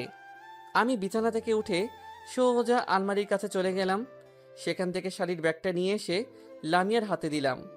এইটা কি? ব্যাগটা খুললেই বুঝতে পারবে। এত সুন্দর শাড়ি! তোমার জন্য। কিন্তু আমি তো শাড়ি পরতে পারি না। চেষ্টা করো, দেখো ঠিক পারবে। তারপর আমি সেখান থেকে ফ্রেশ হতে চলে গেলাম। ফ্রেশ হয়ে ডাইনিং রুমে চলে আসলাম। ডাইনিং রুমে এসে দেখলাম শুধু আমি ছাড়া সবাই খাওয়া দাওয়া করে চলে গিয়েছে। আমি গিয়ে বসতেই আম্মু আমার জন্য খাবার বেড়ে দিল। সকালের খাবার খেয়ে রুমে চলে আসলাম। রুমের দরজার সামনে আসতেই দেখি লামিয়া শাড়ি পরার চেষ্টা করছে, কিন্তু কিছুতেই পারছে না। আমি লামিয়ার দিকে আর চোখে তাকালাম। লামিয়া আমার দিকে তাকিয়ে বলল, ওই এভাবে তাকিয়েছ কেন? তোমার শাড়ি পরা দেখছি। মজা নিচ্ছ তাই না? মজা নেব কেন? তুমি তো জানো আমি শাড়ি পরতে পারি না। শাড়িটা একটু পরিয়ে দেবে? আমি পারবো না পরাতে। পরিয়ে দাও না প্লিজ। কি আর করব, একে তো মেয়ে মানুষ, তার উপর ঘরের বউ, তার অনুরোধ কি আর ফেলতে পারি। আমি লামিয়ার সামনে চলে আসলাম। লামিয়ার সামনে এসে শাড়িটা নিয়ে লামিয়াকে পরিয়ে দিলাম। শাড়িটা পরানোর সময় হাতের 3 আঙ্গুল দিয়ে ভাঁজ করে কোমরের ভিতর গুজে দিতেই লামিয়া কেমন জানি শিউরিয়ে উঠে আমাকে শক্ত করে জড়িয়ে ধরল। এমন সময় মেঘলা রুমে চলে আসলো। মেঘলাকে দেখেই লামিয়া আমাকে ছেড়ে দিল। দুলা ভাই, আপনি তো বেশ ভালো শাড়ি পরাতে পারেন। তাই বুঝি? হ্যাঁ, তাই তো দেখছি। আপু তোর হয়েছে? হুম। দুলা ভাই, তাড়াতাড়ি রেডি হয়ে আসেন, আমি আপনাদের জন্য গাড়িতে বসে অপেক্ষা করছি। আচ্ছা। তারপর মেঘলা রুম থেকে বেরিয়ে গেল। আমরা দুজনে রেডি হয়ে গাড়ির সামনে চলে আসলাম। আমি এবং লামিয়া পিছনে বসে আছি, আর মেঘলা গাড়ি ড্রাইভ করছে। লামিয়াকে নীল শাড়িতে দেখতে যা লাগছে না, লামিয়াকে দেখে আর চোখ ফেরাতে ইচ্ছে করছে না। দেখতে দেখতে লামিয়া আমার কাঁধে মাথা রেখে ঘুমিয়ে পড়ল। লামিয়ার ওই ঘুম জড়ানো মুখটা দেখতে আরও সুন্দর লাগছে। আমি অপলক দৃষ্টিতে শুধু লামিয়ার দিকে তাকিয়ে আছি। হঠাৎ করে করা ব্রেক করাই লামিয়া ঘুম থেকে উঠে পড়ল। সামনে তাকাতেই আমার চোখ কপালে উঠে গেল। আমি মেঘলাকে বললাম, কি হলো মেঘলা, গাড়িটা এখানে দাঁড় করালে কেন? দুলা ভাই, সামনে তাকিয়ে দেখেন, কি দেখবো? দীর্ঘ গাড়ির শাড়ি। চোখ তুলে তাকাতেই মাথাটা ঘুরতে শুরু করলো। সামনে তাকিয়ে দেখি যানবাহনের দীর্ঘ জ্যাম লেগে আছে। শহর এলাকার এটা পুরাতন দৃশ্য। এখানে প্রায়ই এভাবে গাড়ির জ্যাম লেগে থাকে। একবার জ্যাম লাগলে তো আর 1-2 ঘন্টার নিচে ছাড়তেই চায় না। আমি এদিক ওদিক তাকিয়ে আছি। হঠাৎ করে একটি গাড়ির উপর চোখ পড়তেই আমার চোখ আটকে গেল। আমাদের পাশের গাড়িটার দিকে তাকিয়ে দেখি বৃষ্টি গাড়িতে বসে আছে। আমাকে দেখে বৃষ্টি এবং বৃষ্টিকে দেখে আমি গাড়ির কাঁচটা খুলে দিলাম। এদিকে লামিয়া আমাদের দিকে এক দৃষ্টিতে তাকিয়ে আছে। এই যে বউকে নিয়ে এদিকে কোথায় যাচ্ছ? কোথায় আর, বউয়ের বাপের বাড়ি, মানে আমার শ্বশুর বাড়ি। ও, তুমি কোথায় যাচ্ছ? সামনে একটা কাজ ছিল, সেটা সেরে আসছি। বাহ লামিয়া, তোমাকে নীল শাড়িতে তো বেশ সুন্দর লাগছে। এটা ওনার পছন্দ করা শাড়ি। যাই বলো, শাকিলের পছন্দ আছে কিন্তু। কথা বলতে বলতে এক পর্যায়ে জ্যামটা ছেড়ে গেল। গাড়ি আবার তার নিজ গতিতে চলতে শুরু করলো। আমি জানি লামিয়া বৃষ্টির সাথে আমার কথা বলা পছন্দ করে না, কিন্তু কি করব বলেন? প্রথম প্রেম বলে কথা, সহজে কি ভোলা যায়? আমি যখন বৃষ্টির সাথে কথা বলছিলাম, লামিয়া তখন আমার দিকে রাগী লুক নিয়ে তাকিয়েছিল। লামিয়ার মনের মধ্যে তখন অন্য একটা ঝড় বইছিল।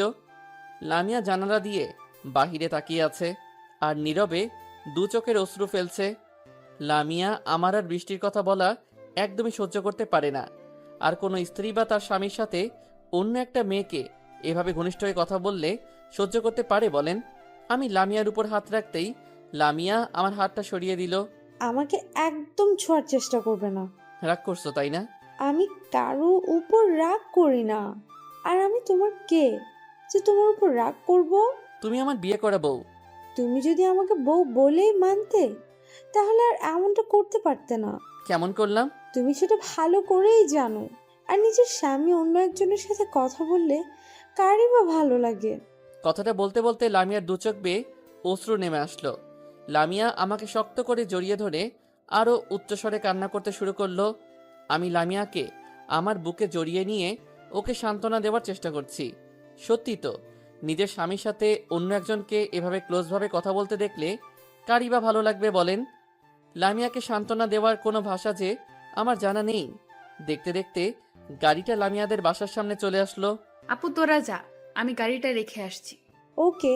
লামিয়া ওর 2 চোখের অশ্রু মুছে রুমের সামনে এসে কলিং বেল বাজাতেই লামিয়ার মা, মানে আমার শাশুড়ি মা, এসে দরজা খুলে দিল। আমাদেরকে দেখে সে অনেক খুশি হয়েছে। কিরে মা, কেমন আছিস? আমি ভালো আছি, তোমরা কেমন আছো? আমরাও ভালো আছি।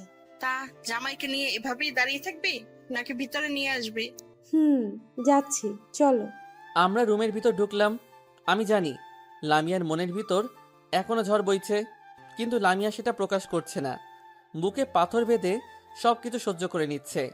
রুমে এসে জিনিসপত্র রেখে ওয়াশরুমে চলে গেলাম। ফ্রেশ হয়ে আসতেই মেঘলা রুমে চলে আসলো। মেঘলা এসে বলল, আপু, আম্মু তোদের খেতে ডাকছে। তুই যা, আমরা আসতেছি। তাড়াতাড়ি আসিস কিন্তু। যা। মেঘলা রুম থেকে বেরিয়ে গেল। আমি বিছানায় এসে বসে পড়লাম। লামিয়া একবার আমার দিকে তাকিয়ে আবার চোখটা নামিয়ে নিয়ে ড্রেস চেঞ্জ করার জন্য ওয়াশরুমে চলে গেল। ড্রেস চেঞ্জ করে এসে আমার দিকে তাকিয়ে বলল, চলো এবার। কোথায়? কোথায় মানে? ড্রয়িং রুমে। তুমি যাও, এখন আমার ক্ষুধা নেই। ক্ষুধা নেই মানে? খাবে, চলো বলছি। লামিয়া আমাকে এক প্রকার জোর করেই ডাইনিং রুমে নিয়ে গেল। লামিয়ার মতো এমন মায়াবী একটা বউকে রেখে অন্য মেয়ের দিকে তাকানো কি আমার ঠিক হচ্ছে? মেয়েটা আমাকে অনেক ভালোবাসে, আমার কত কেয়ার করে। আজ পর্যন্ত আমাকে না খাইয়ে ও একটা দানাও কোনোদিন মুখে দেয়নি। ওর মতো একটা লক্ষ্মী মেয়েকে রেখে অন্য মেয়ের সাথে সময় কাটানো আমার একদমই ঠিক হয়নি। আমি আর বৃষ্টির সাথে কোনো যোগাযোগই রাখবো না। বৃষ্টিকে নিয়ে আমি আর ভাববো না। লামিয়ার মতো এমন মায়াবী একটা বউকে রেখে অন্য মেয়ের দিকে তাকানো কি আমার ঠিক হচ্ছে? মেয়েটা আমাকে অনেক ভালোবাসে, আমার কত কেয়ার করে। আজ পর্যন্ত কোনো দিন আমাকে না খাইয়েও একটা দাঁড়াও মুখে তোলেনি। ওর মতো একটা লক্ষ্মী মেয়েকে রেখে অন্য মেয়ের সাথে সময় কাটানো আমার একদমই ঠিক হয় না।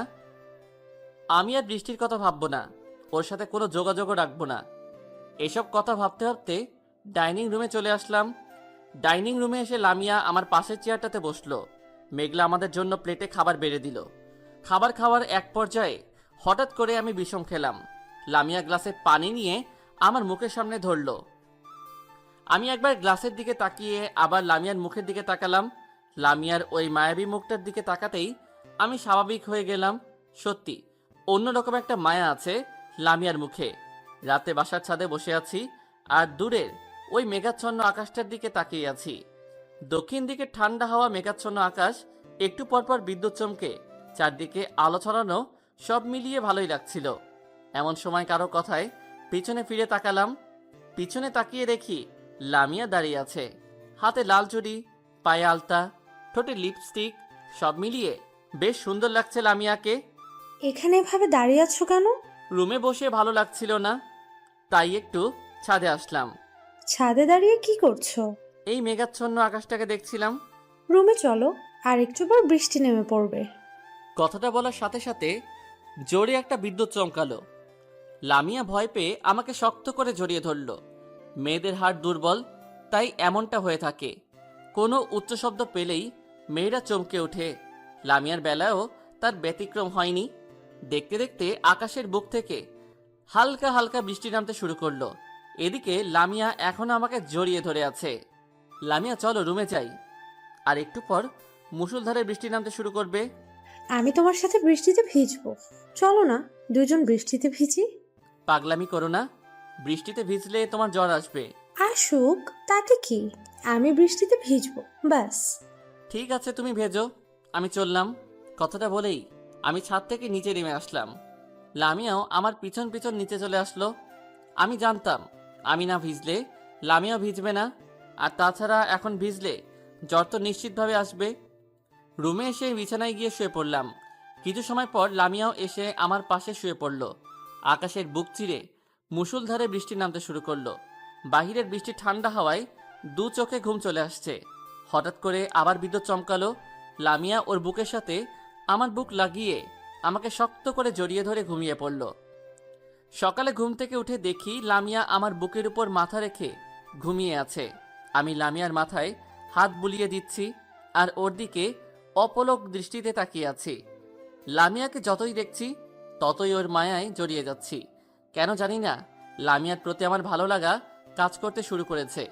ওর মতো একজন নিষ্পাপ মেয়েকে আমি নরপশুর মতো একসময় ধর্ষণ করেছিলাম।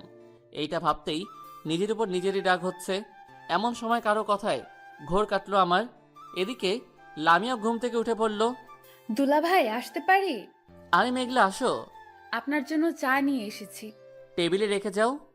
আচ্ছা দুলা ভাই, একটা কথা বলি। বলো। আপনাদের রোম্যান্সটা দরজা আটকে করলে ভালো হয় না? তুই গেলি এখান থেকে? কথাটা বলতেই মেঘলা চায়ের কাপ টেবিলে রেখে মিষ্টি মিষ্টি হাসতে হাসতে দৌড়ে চলে গেল। এদিকে লামিয়া লজ্জায় বিছানার পাশ থেকে ওড়নাটা নিয়ে শরীরের উপর দিয়ে ওয়াশরুমে চলে গেল।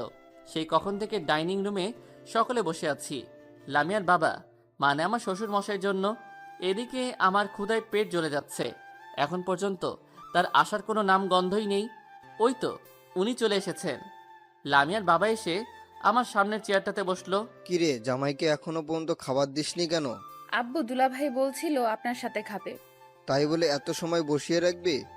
না বাবা, ঠিক আছে। জামাইকে খেতে দে। দিচ্ছি আব্বু। মেঘলা সকলের জন্য খাবার বেড়ে দিল। যে যার মতো করে খাবার খেতে শুরু করলো। খাওয়া দাওয়ার এক পর্যায়ে আমার শ্বশুর বাবা বলল, মেঘলা শোন, জি আব্বু বলো। বিকালে লামিয়া এবং জামাইকে নিয়ে আমাদের গ্রামের বাড়িতে বেড়াতে যাবি? কেন আব্বু? এই সময় সেখানে বসন্তের মেলা বসে। লামিয়া এবং জামাইকে বসন্তের মেলাটা ঘুরিয়ে দেখাবি। ওয়াও, আব্বু তাহলে তো ভালোই হয়। এই সুযোগে দাদি, ফুপি এবং চাচা চাচির সাথে কয়েকটা দিন কাটানোও যাবে। কিন্তু আব্বু সে তো অনেক দূর। তাতে কি হয়েছে? গাড়ি আছে, গাড়ি নিয়ে যাবি। জামাই, এই নাও গাড়ির চাবি। এইটা আমাকে দিচ্ছেন কেন বাবা? গাড়িটা তুমি ড্রাইভ করে নিয়ে যাবে। বসন্ত মেলা, বসন্তের শুরুতেই এই মেলাটা হয়ে থাকে। এখানে নানা রঙের নানা পেশার মানুষ বেড়াতে আসে। বসন্ত মেলায় বিভিন্ন রকমের ফুল, শীতের পিঠা সহ আরও অনেক কিছু পাওয়া যায়। সাধারণত বসন্তের সৌন্দর্যকে সবার মাঝে ছড়িয়ে দিতে এই মেলা উদযাপিত হয়। সেই কখন থেকে গাড়ির ভিতরে বসে আছি, এখন পর্যন্ত ওদের আসার কোনো চিহ্ন মাত্র দেখছি না। মেয়ে মানুষ এইরকমই, একবার সাজতে বসলে আর উঠতেই চায় না। জানি না আর কত সময় এভাবে বসে থাকতে হবে। বেশ কিছু সময় অপেক্ষা করার পর লামিয়া এবং মেঘলা চলে আসলো। দুজনকে দেখতে যা লাগছে না, দেখে মনে হচ্ছে যেন দুটো ডানাকাটা পরি আকাশ থেকে মাটিতে নেমে এসেছে। ওদেরকে দেখে প্রশংসা না করে পারলাম না। গাড়ির কাছে এসে মেঘলা বলল, এই যে দুলাভাই, এমন করে কি দেখছেন? তোমাকে। আমাকে আবার দেখার কি হলো? শাড়িতে তোমাকে বেশ লাগছে কিন্তু। তাই নাকি দুলাভাই? তাই তো দেখছি। আমার দিকে চোখটা না দিয়ে আপনার বউয়ের দিকে দেন। তুমি তো আমার সেকেন্ড বউ। কি বলছেন? তাই তো। বউয়ের ছোট বোন মানে শালিকা, তো বউয়ের মতোই তো, তাই না? হয়েছে, আর মজা করতে হবে না, এবার চলো। চলো। তারপর গাড়িটা স্টার্ট করলাম। গাড়িটা নিজ গতিতে চলছে। নানা রঙের মানুষের নানা জায়গায় ছুটে চলার পথ একটাই। এখানে বিভিন্ন গাড়ি বিভিন্ন গতিতে ছুটে চলেছে। প্রায় 3 ঘন্টা অপেক্ষার পর হাইওয়ে পেরিয়ে গ্রামের লোকাল রাস্তায় ঢুকলাম। গ্রামের রাস্তায় পথ চলার মজাটাই অন্যরকম। চারিদিকে মনোমুগ্ধকর প্রাকৃতিক সৌন্দর্য। কৃষক ফসলি জমিতে ফসল ফলাচ্ছে। গাছে গাছে বসন্তের ফুল ফুটে রয়েছে। পাখিরা কিচির মিচির করে ডাকছে। সব মিলিয়ে ভালোই লাগছিল। হঠাৎ করে একটা পিচ্চি মেয়ে হাতে ফুলের ঝুড়ি নিয়ে রাস্তার একপাশে দাঁড়িয়ে গাড়িটা থামানোর জন্য হাত দিয়ে ইশারা দিল। মেয়েটার পরনে একটা লাল জামা। জামাটার বিভিন্ন জায়গায় সেলাই করা এবং অনেক ময়লা জমানো। আমি গাড়িটা দাঁড় করালাম। গাড়িটা দাঁড় করিয়ে গ্লাসটা খুলে দিতেই মেয়েটা বলল, ভাইয়া, আপুদের জন্য 2টা ফুল নেন না। আমাদের তো এখন ফুল লাগবে না। নেন না ভাইয়া, আজ একটা ফুলও বিক্রি হয়নি। ঘরে আমার অসুস্থ মা রয়েছে। ফুলগুলো বিক্রি করে মার জন্য কিছু খাবার নিয়ে যেতে হবে। তুমি খেয়েছো? না ভাইয়া, আমি খেলে মার জন্য ওষুধ নিয়ে যেতে পারবো না। বাড়িতে তোমার কে কে আছে? একমাত্র মা ছাড়া আমার আর কেউ নেই। তোমার বাবা নেই? না, আমার জন্মের 2 বছর পরই বাবা মারা গেছে। মেয়েটার কথাগুলো শুনে অজান্তেই চোখের কণা দিয়ে অশ্রু চলে আসলো।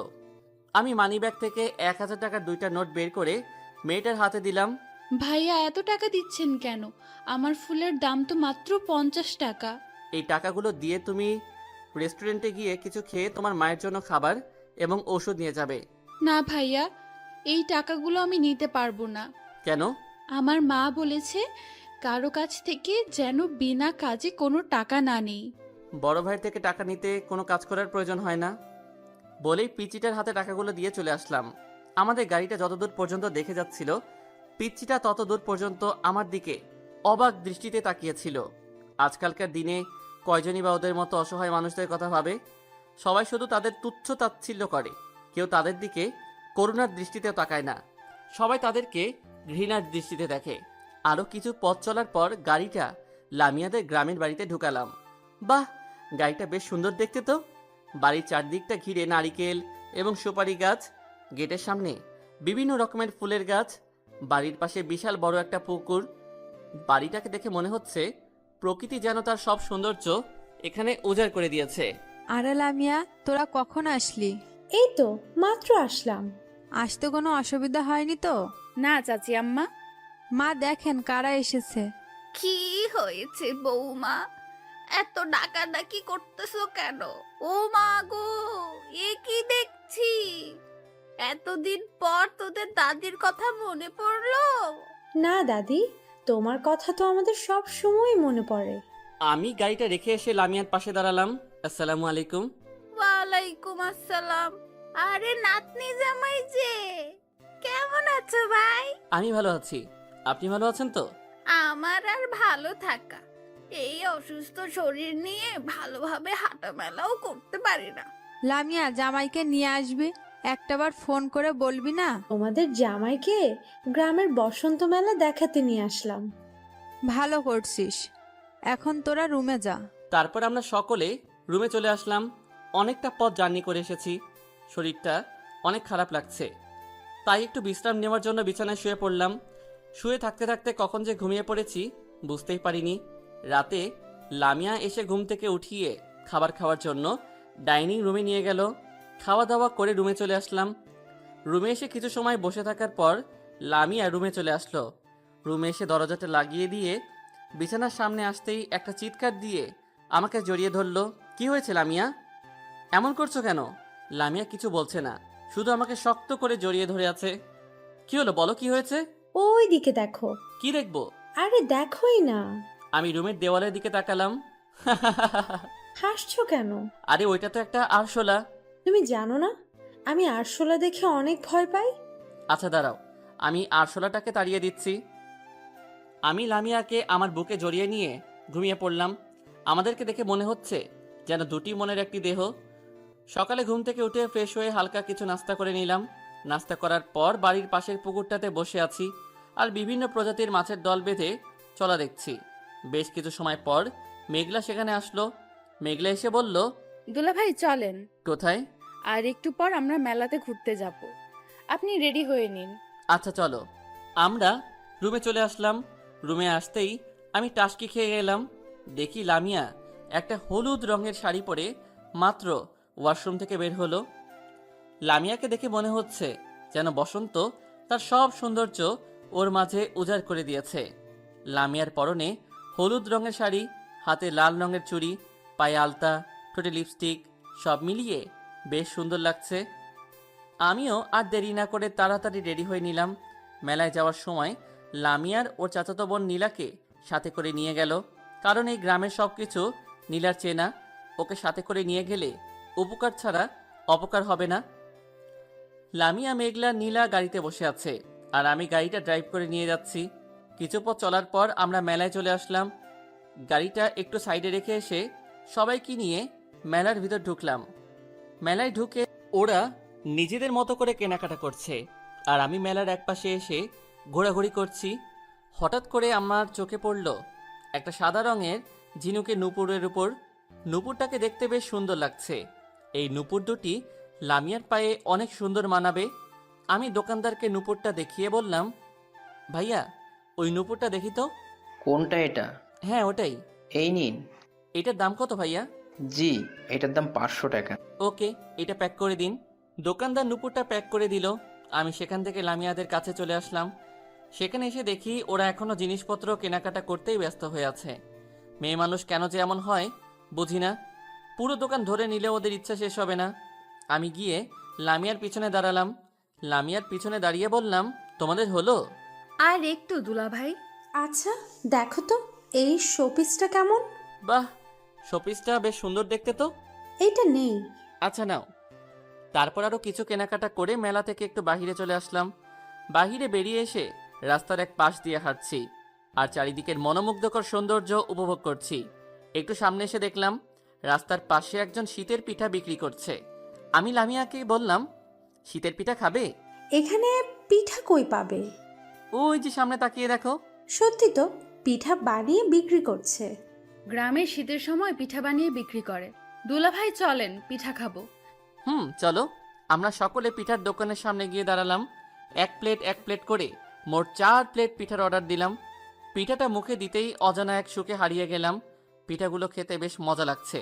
গ্রাম বাংলার পিঠা বলে কথা, এর সাথে অন্য কোনো খাবারের তুলনাই হয় না। মুখে দিতেই মনে হচ্ছে যেন অমৃত খাচ্ছি। লামিয়া একটা পিঠা আমার মুখের সামনে ধরে বলল, নাও হাঁ করো। আমি হাঁ করতেই লামিয়া পিঠাটা আমার মুখের ভিতর দিল। আমি আপন মনে পিঠাটা খেয়ে দিচ্ছি। এদিকে লামিয়ার দিকে তাকিয়ে দেখলাম লামিয়া আমার দিকে রাগী লুক নিয়ে তাকিয়ে আছে। আমার আর বুঝতে বাকি রইল না লামিয়া চাচ্ছে আমি ওকে খাইয়ে দেই। আমি বললাম, এবার তুমি হাঁ করো। হ্যাঁ। মুখটা খুলতেই আমি পিঠাটা লামিয়ার মুখে দিলাম। পিঠাটা মুখে নিতেই লামিয়া আমার হাতে কামড় বসিয়ে দিল। আহ! কি হয়েছে দুলা ভাই? বিড়াল হাতে কামড় দিচ্ছে। কি? আমি বিড়াল? তবে রে। কথাটা বলেই লামিয়া আমাকে মারতে শুরু করলো। আমি লামিয়ার হাতটা টান দিয়ে ওকে আমার বুকে জড়িয়ে নিলাম। লামিয়া আমার থেকে ওকে ছাড়িয়ে নেওয়ার চেষ্টা করছে, কিন্তু পারছে না। এদিকে সবার দৃষ্টি আমাদের দিকে, আর আমাদের দৃষ্টি একে অপরের দিকে। এই, কি? ছাড়ো আমাকে। না, ছাড়বো না। সবাই দেখছে তো। দেখুন, আমি আমার বউকে জড়িয়ে ধরেছি, তাতে কার কি হয়েছে? আর বউয়ের অধিকার দেখানো লাগবে না। এবার চলো। আমরা সেখান থেকে গাড়ির সামনে এসে দাঁড়ালাম। তারপর গাড়িটা স্টার্ট করে মেলা থেকে বাড়িতে চলে আসলাম। বিকেলে রুমে বসে থেকে ভালো লাগছিল না, তাই একটু ছাদে চলে আসলাম। ছাদে এসে বসে আছি আর গ্রামের চারদিকের অপরূপ সৌন্দর্য দেখছি। আকাশটা আজ বেশ নীল হয়ে আছে, উত্তর দিক থেকে শীতল হাওয়া আসছে। সব মিলিয়ে বেশ ভালো লাগছিল। এমন সময় কেউ একজন আমার দুচোখ হাত দিয়ে আঁকড়ে ধরল। নিমিষেই চারদিক অন্ধকার হয়ে গেল। হাতের স্পর্শটা খুব চেনা লাগছে। আমার মনে হচ্ছে এটা লামিয়া ছাড়া অন্য কেউ না। বলো তো আমি কে? তুমি লামিয়া, তাই না? তুমি জানলে কিভাবে? কাউকে মন থেকে ভালোবাসলে তার সবকিছুই খুব চেনা লাগে। তাই বুঝি?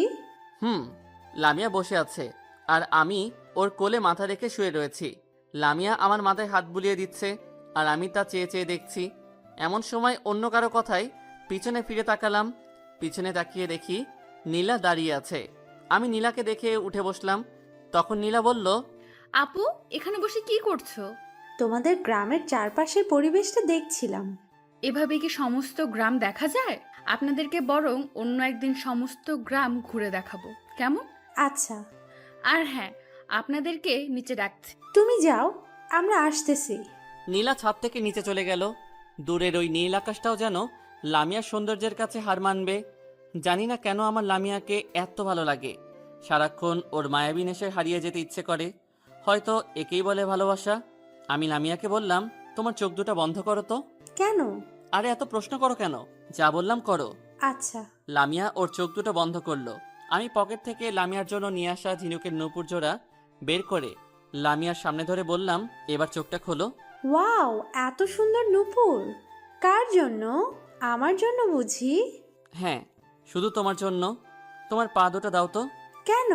এই নূপুর জোড়া আমি তোমার পায়ে পরিয়ে দেই। লামিয়া ওর পা দুটো আমার সামনে ধরলো। আমি আলতো করে নিজ হাতে নূপুরটা লামিয়াকে পরিয়ে দিলাম। নূপুরটা যেন লামিয়ার সৌন্দর্যকে আরও দ্বিগুণ বাড়িয়ে দিল। নীল শাড়ি, ঠোঁটে হালকা লিপস্টিক, পায়ে ঝিনুকের নূপুর, সব মিলিয়ে বেশ লাগছে। কিন্তু লামিয়াকে দেখে এখন ডাবল ক্রাশ খেলাম।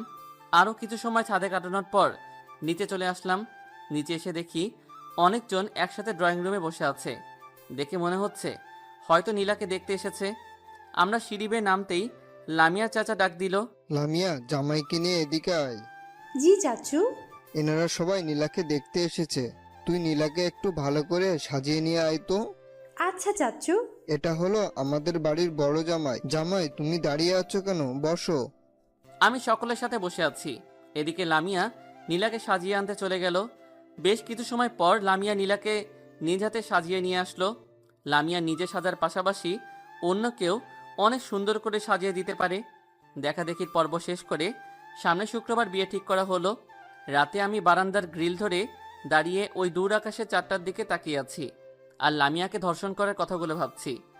আমি যদি নেশা না করতাম তবে আজ লামিয়াকে ধর্ষিতা হয়ে বাঁচতে হতো না একজন ধর্ষকের স্ত্রী হয়ে। পৃথিবীতে সবচেয়ে বেশি কষ্টের হলো ধর্ষিতা হয়ে জীবন ধারণ করা। আমার একটা বড় ভুলের জন্য আজ লামিয়াকে ধর্ষিতা হয়ে বাঁচতে হচ্ছে। এসব কথা ভাবতে ভাবতে কখন যে দু চোখের কোণা দিয়ে পানি চলে এসেছে বুঝতেই পারিনি। এমন সময় কারো কথায় বাস্তবে ফিরলাম। দরজার সামনে তাকিয়ে দেখি লামিয়া দাঁড়িয়ে আছে। এখানে দাঁড়িয়ে কি করছো? তেমন কিছু না, দূর আকাশের ওই 4টাকে দেখছিলাম। তোমার চোখে পানি কেন? এইদিকে অনেক সময় তাকিয়েছিলাম তো, তাই হয়তো চোখের কোণায় পানি চলে এসেছে। আচ্ছা, তোমার রাতের তারা দেখতে কেমন লাগে? অনেক ভালো। আজকে সারা রাত আমরা বারান্দায় বসে তারা দেখতে দেখতে কাটাবো। তুমি দেখো, আমার খুব ঘুম পাচ্ছে, আমি ঘুমাবো। ঠিক আছে, যাও, তোমাকে থাকতে হবে না। আমি তোমার কে যে তুমি আমার কথা শুনবে? কথাটা বলে লামিয়া রাগী লুক নিয়ে অন্যদিকে ঘুরে রইল। ওর দুচোখ দেখে মনে হচ্ছে আর কিছু সময় পর দুচোখ দিয়ে অশ্রু ঝরতে শুরু করবে। আমি একটু সামনের দিকে এগিয়ে ডান হাত দিয়ে লামিয়াকে আমার বুকের উপর রেখে বললাম, রাগ করছো? না, আমি কি কারোর সাথে রাগ করতে পারি? আমি তো তোমার সাথে মজা করলাম। আজ সারা রাত আমরা এখানেই কাটাবো। সত্যি? আচ্ছা, আমি যদি মরে যাই তবে তুমি কি করবে? এই সব কথা ভুলেও মুখে আনবে না। লামিয়া আমার বুকে মাথা রেখে আমাকে জড়িয়ে ধরে বসে আছে। আমি জানি যদি আমি এখন লামিয়ার সাথে থাকতে রাজি না হতাম তবে লামিয়া সারাটা রাত কান্না করত। লামিয়াকে বড্ড বেশি ভালোবেসে ফেলেছি। ভালোই লাগে ওর ওই দুষ্টু মিষ্টি খুনসুটিগুলো। ধীরে ধীরে ওর মায়ায় নিজেকে সম্পূর্ণ জড়িয়ে ফেলেছি। সারাটা জীবন ওর মায়ায় নিজেকে জড়িয়ে রাখতে চাই। কথাগুলো বলতে বলতে কখন যে লামিয়া ঘুমিয়ে পড়েছে বুঝতেই পারিনি। আমি লামিয়াকে কোলে তুলে নিয়ে এসে খাটে শুইয়ে দিলাম। লামিয়াকে শুইয়ে রেখে ওর পাশে আমিও শুয়ে পড়লাম। সকালে ঘুম থেকে উঠে দেখি লামিয়া রুমে নেই। কিছু সময় পর লামিয়া শাওয়ার নিয়ে বেরিয়ে আসলো। লামিয়াকে দেখে আর লোভ সামলে রাখতে পারলাম না। লামিয়া আমার কাছে আসতেই ওকে টান দিয়ে আমার বুকের উপর ফেলে দিলাম। কি করছো? ছাড়ো, আমি এইমাত্র শাওয়ার নিয়ে আসলাম। এখন কিচ্ছু করো না প্লিজ। আমি লামিয়ার কোনো কথাই শুনছি না, শুধু আমার ঠোঁট দুটাকে লামিয়ার ঠোঁটের সামনে নিয়ে যাচ্ছি। আমার ঠোঁট লামিয়ার ঠোঁটের সামনে নিতেই ওর নিঃশ্বাস দ্বিগুণ বেড়ে গেল। লামিয়া আমাকে ধাক্কা দিয়ে নিজেকে ছাড়িয়ে দৌড়ে পালিয়ে গেল। ইস, আর একটু হলেই লামিয়ার ঠোঁটের স্বাদ নিতে পারতাম। একটু সময়ের জন্য সুযোগটা মিস হয়ে গেল। বিকেলে আমি লামিয়াকে নিয়ে গ্রামের আঁকাবাঁকা পথ ধরে হাঁটছি আর গ্রামের অপরূপ সৌন্দর্য উপভোগ করছি। দেখতে দেখতে অনেকটা পথ একসাথে চললাম। আরও কিছু পথ চলার পর লামিয়া বলল, আমাকে একটু কোলে তুলে নাও। লোকে কি ভাববে? কেউ কিছুই ভাববে না। নাও না প্লিজ। আমি পারবো না। যাও, নিতে হবে না। কথাটা বলেই লামিয়া দ্রুত হাঁটতে শুরু করলো। লামিয়ার সামনে আর আমি ওর পিছনে হাঁটতেছি। কিছু পথ চলার পর লামিয়া নিমিষেই মাথা ঘুরে মাটিতে পড়ে গেল। আমি লামিয়ার এমন অবস্থা দেখে থমকে দাঁড়ালাম। লামিয়া দ্রুত হাঁটতে শুরু করলো। লামিয়ার সামনে আর আমি ওর পিছনে হাঁটতেছি। কিছু পথ চলার পর লামিয়া নিমিষেই মাথা ঘুরে মাটিতে পড়ে গেল। আমি লামিয়ার এমন অবস্থা দেখে থমকে দাঁড়ালাম। দৌড়ে লামিয়ার কাছে চলে আসলাম। লামিয়ার এমন অবস্থা দেখে বুকের বাম পাশটা কেঁপে উঠল। আমি বললাম, লামিয়া, কি হয়েছে তোমার? ওঠো, এমন করে মাটিতে পড়ে গেলে কেন? তোমার কিছু হলে আমি বাঁচবো কি নিয়ে? লামিয়া, ওঠো। আমি লামিয়াকে কোলে তুলে নিয়ে দ্রুত বাড়িতে আসছি। এমন সময় লামিয়া আমাকে চোখ টিপ মারল। লামিয়া না অজ্ঞান হয়ে গিয়েছে, তবে আমাকে চোখ টিপ মারল কিভাবে? তার মানে ও আমার সাথে এত সময় মজা করছিল। একটা মুচকি হাসি দিয়ে লামিয়া বলল, কেমন দিলাম? ভয় পেয়েছো? এমন মজা করার কোনো মানে হয়? যত সব আজাইরা। কথাটা বলেই আমি লামিয়াকে ছেড়ে দিলাম। লামিয়াকে ছেড়ে দিতেই ও সোজা মাটিতে পড়ে গেল। আমি সেখান থেকে হাঁটতে শুরু করলাম। মাটিতে পড়েই লামিয়া বলল, ও মা গো, আমার কোমরটা মনে হয় ভেঙে গেল। আমি লামিয়ার কথায় কান্না দিয়ে হেঁটেই চলেছি। কিছু দূর যাওয়ার পর লামিয়া দৌড়ে এসে আমাকে পেছন থেকে জড়িয়ে ধরল। আমি লামিয়াকে সরিয়ে নেওয়ার চেষ্টা করছি, কিন্তু লামিয়া ছাড়ছেই না, শুধু আমাকে শক্ত করে জড়িয়ে ধরে আছে। লামিয়া, কি করছো? ছাড়ো, সবাই দেখছে তো। না, ছাড়বো না। আগে বলো, তুমি আমাকে ভালোবাসো? ভালোবাসি। কাকে? আমাকে যে পেত্তিটা এখন জড়িয়ে ধরে আছে তাকে। কি? আমি পেতনি? তবে রে। আমাকে আর পাইকে। কথাটা বলেই দিছি একটা দৌড়। এক দৌড়ে বাড়িতে চলে এসেছি। লামিয়াও আমার পেছন পেছন দিছে দৌড়। আস্তে আস্তে সোজা রুমে চলে আসলাম।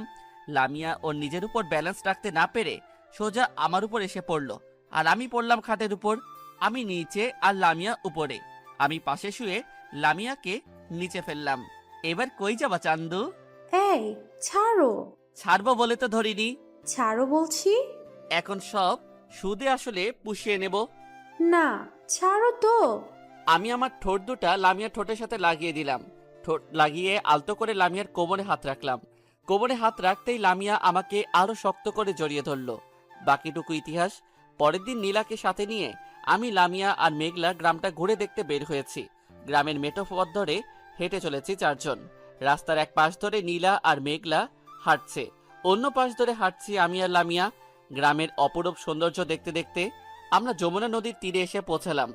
এখানে দিনে বিভিন্ন জায়গা থেকে বিভিন্ন মানুষ বেড়াতে আসে, যার ফলে এই এলাকাকে ঘিরে বিভিন্ন রকমের খাবারের দোকান বসেছে। আমি বললাম, ঝালমুড়ি খাবে? কই ঝালমুড়ি? ওই যে দূরে। চলো। আমরা সকলে ঝালমুড়ির দোকানের সামনে গিয়ে দাঁড়ালাম। 20 টাকার 20 টাকার করে মোট 4 জায়গায় অর্ডার দিলাম। সেখান থেকে একটু দূরে এসে বাদাম কিনে নদীর তীরে এসে বসলাম। ওদেরকে নিয়ে নদীর তীরে বসে আছি আর নদীর বয়ে চলা দেখছি। নদী কত নিষ্ঠুর, এর মাঝে হাজারো মানুষের চাওয়া পাওয়া ভেঙে নিঃশেষ হয়ে যায়। সেখানে বসে বেশ কিছু সময় কাটানোর পর আমরা বাসায় চলে আসলাম। আজ শুক্রবার নীলার বিয়ে। নীলার বিয়ের জন্য বাড়িতে অনেক আত্মীয় স্বজন এসেছে। লামিয়ার বাবা মাও এই বিয়েতে এসেছে। সবাই যার যার মতো করে ব্যস্ত হয়ে পড়েছে। বাড়ির চারদিকে লাইটের আলোতে ঝলমল করছে। আর কিছু সময় পর বর চলে আসবে। আমি লামিয়াকে নিয়ে বাহির থেকে ভেতরে আসছি। লামিয়ার পরনে লাল শাড়ি আর আমি সাদা একটা পাঞ্জাবি পরে আছি। আমার পাঞ্জাবি পরতে তেমন ভালো লাগে না, কিন্তু কি বা করব বলেন, বউ বলে কথা, তার কথা তো আর ফেলতে পারি না। পাঞ্জাবিটা পরেছি লামিয়ার কথায়। পরনে লাল শাড়ি, হাতে নীল চড়ি, পায়ে আলতা, ঠোঁটে লিপস্টিক, সব মিলিয়ে লামিয়াকে বেশ লাগছে। কিন্তু লামিয়া ওর বাম হাত দিয়ে আমার ডান হাত আঁকড়ে ধরে হাঁটছে। কিছু পথ চলার পর লামিয়া আমার হাতটা ছেড়ে দিল। হাতটা ছেড়ে দিতেই লামিয়া মাটিতে পড়ে যাচ্ছিল। আমি লামিয়ার হাতটা আঁকড়ে ধরলাম। হাতটা ধরতেই লামিয়া আমার বুকে ঢলে পড়ল। লামিয়া, কি হচ্ছে সব? সবাই দেখছে কিন্তু। এখন ওইসব ফাজলামি বাদ দাও। তুমি আমার কথা বুঝো না? লামিয়া ছাড়ো। কথাটা বলেই আমি লামিয়াকে আমার বুক থেকে ছাড়িয়ে নেওয়ার চেষ্টা করলাম। লামিয়াকে ছাড়িয়ে আমার পাঞ্জাবির দিকে তাকাতেই মাথা ঘুরে গেল। পাঞ্জাবিতে দেখলাম রক্ত লেগে আছে। রক্তের জন্য আমার সাদা পাঞ্জাবি সম্পূর্ণ লাল হয়ে আছে। সামনে তাকিয়ে দেখি লামিয়া মাটিতে পড়ে আছে। আমি লামিয়াকে জড়িয়ে ধরে উচ্চস্বরে লামিয়া বলে একটা চিৎকার দিলাম। আমার চিৎকারে সবকিছু নীরব হয়ে গেল। সবকিছু যেন নিমিষেই থমকে দাঁড়ালো। আমি, মেঘলা আর লামিয়ার বাবা মা সহ বাড়ির সকলে হাসপাতালের রুমের সামনে বসে আছি। ভেতরে ডাক্তার লামিয়ার চিকিৎসা করছে। লামিয়ার কোনো কিছু হয়ে গেলে আমি নিজেকে ক্ষমা করতে পারবো না। এদিকে আব্বু আম্মুকেও ফোন করে দিয়েছি, ওনারা কিছু সময়ের মাঝে চলে আসবে। একটু পর ডাক্তার সাহেব মন খারাপ করে মাথা নিচু করে রুম থেকে বেরিয়ে আসলো। বেরিয়ে এসে ডাক্তার যা বলল তা শোনার মতো অবস্থায় আমি ছিলাম না। হাতে লামিয়ার চিকিৎসার ফাইল নিয়ে আমাদের সামনে এসে দাঁড়ালো। তখন আমি বললাম, ডাক্তার, লামিয়ার কি হয়েছে? ওনার ব্লাড ক্যান্সার ধরা পড়েছে। রোগটা অনেক আগে থেকে ওনার সমস্ত শরীরকে গ্রাস করে নিয়েছে। এর জন্য জটিল একটা অপারেশন করতে হবে। অপারেশনটাতে রোগীর প্রাণ সংশয়েরও ঝুঁকি রয়েছে। যত টাকা লাগে আমি দেবো, তবুও প্লিজ আমার মেয়েটাকে সুস্থ করে তুলুন। আমরা আমাদের যথাসাধ্য চেষ্টা করব। বলেই ডাক্তার সাহেব চলে গেল। আমি সেখান থেকে রুমের ভেতরে ঢুকলাম। ভেতরে ঢুকে দেখলাম লামিয়া ডান দিকে ঘুরে শুয়ে রয়েছে। আমাকে দেখে লামিয়া উঠতেছিল। আমি লামিয়াকে শুইয়ে দিয়ে ওর ডান হাতটা আমার হাতের মাঝে রেখে ওর হাতটা শক্ত করে আঁকড়ে ধরলাম। ওর হাতটা ধরতে আমার দু চোখে পানি চলে আসলো। কি হয়েছে? তুমি কাঁদছো কেন? ডাক্তার সাহেব কি বলল? কি হয়েছে আমার? তেমন কিছুই না, অতিরিক্ত চিন্তার কারণে মাথা ঘুরে পড়ে গিয়েছিলে। কোনো রকমে দু চোখের পানি মুছে কথাগুলো বললাম। এখন যদি লামিয়াকে সত্যি কথাটা বলি তবে ও নিজেকে ঠিক রাখতে পারবে না, কান্নায় ভেঙে পড়বে হয়তো, যার ফলে ওর রোগটা আরো বেড়ে যেতে পারে। কিছু সময় নীরব থাকার পর লামিয়া বলল, একজন মৃত্যু পথযাত্রীর কাছেও মিথ্যা কথা বলছো? আমি দরজার আড়াল থেকে সব শুনেছি। আমার ব্লাড ক্যান্সার হয়েছে। আমি আর বেশি দিন এই পৃথিবীতে থাকবো না। লামিয়া চুপ, আর কখনো এইসব কথা বলবে না। আমি তোমার কোনো কিছুই হতে দেব না। কথাটা বলেই আমি লামিয়াকে জড়িয়ে ধরলাম। লামিয়াকে জড়িয়ে ধরে একাধারে দু চোখের পানি ফেলছি। লামিয়াও আমাকে জড়িয়ে ধরে কান্না করছে। এমন সময় আব্বু আম্মু সহ সকলে রুমে চলে আসলো। তাদেরকে দেখে লজ্জায় লামিয়া আমাকে ছেড়ে দিল। তখন আব্বু বলল, লামিয়া এখন কেমন লাগছে? এখন একটু ভালো লাগতেছে। শাকিল, ডাক্তার এই ওষুধগুলো আনতে বলছিল, এখন গিয়ে একটু নিয়ে আসবি? আচ্ছা দিন। বাবার হাত থেকে প্রেসক্রিপশনটা নিয়ে বাহিরে চলে আসলাম। বাহিরে এসে সোজা হাসপাতালের ওষুধের দোকানের সামনে আসলাম। সেখানে এসে প্রেসক্রিপশনটা দেখিয়ে বললাম, এই ওষুধগুলো দেন তো। সরি স্যার, ওই ওষুধটা আমার কাছে নেই। তাহলে এইগুলো কোথায় পাবো? মোড়ের ওই দোকানটাতে পেয়ে যাবেন। ঠিক আছে। আমি সেখান থেকে মোড়ের দোকানে এসে ওষুধগুলো নিয়ে বাজার থেকে কিছু ফল নিয়ে লামিয়ার রুমে ঢুকলাম। রুমের ভিতর ঢুকে দেখি লামিয়া এখন ঘুমিয়ে আছে। তাই আর ওর ঘুম না ভাঙিয়ে ওষুধগুলো রেখে চলে আসতেছি। এমন সময় লামিয়া আমার হাতটা ধরে টান দিল। আমি পিছনে ফিরে তাকাতেই লামিয়া বলল, কোথায় যাচ্ছ? কোথাও না তো। আমাকে ছেড়ে তুমি কোথাও যেও না প্লিজ। আচ্ছা, যাব না। আমি লামিয়ার পাশে বসলাম।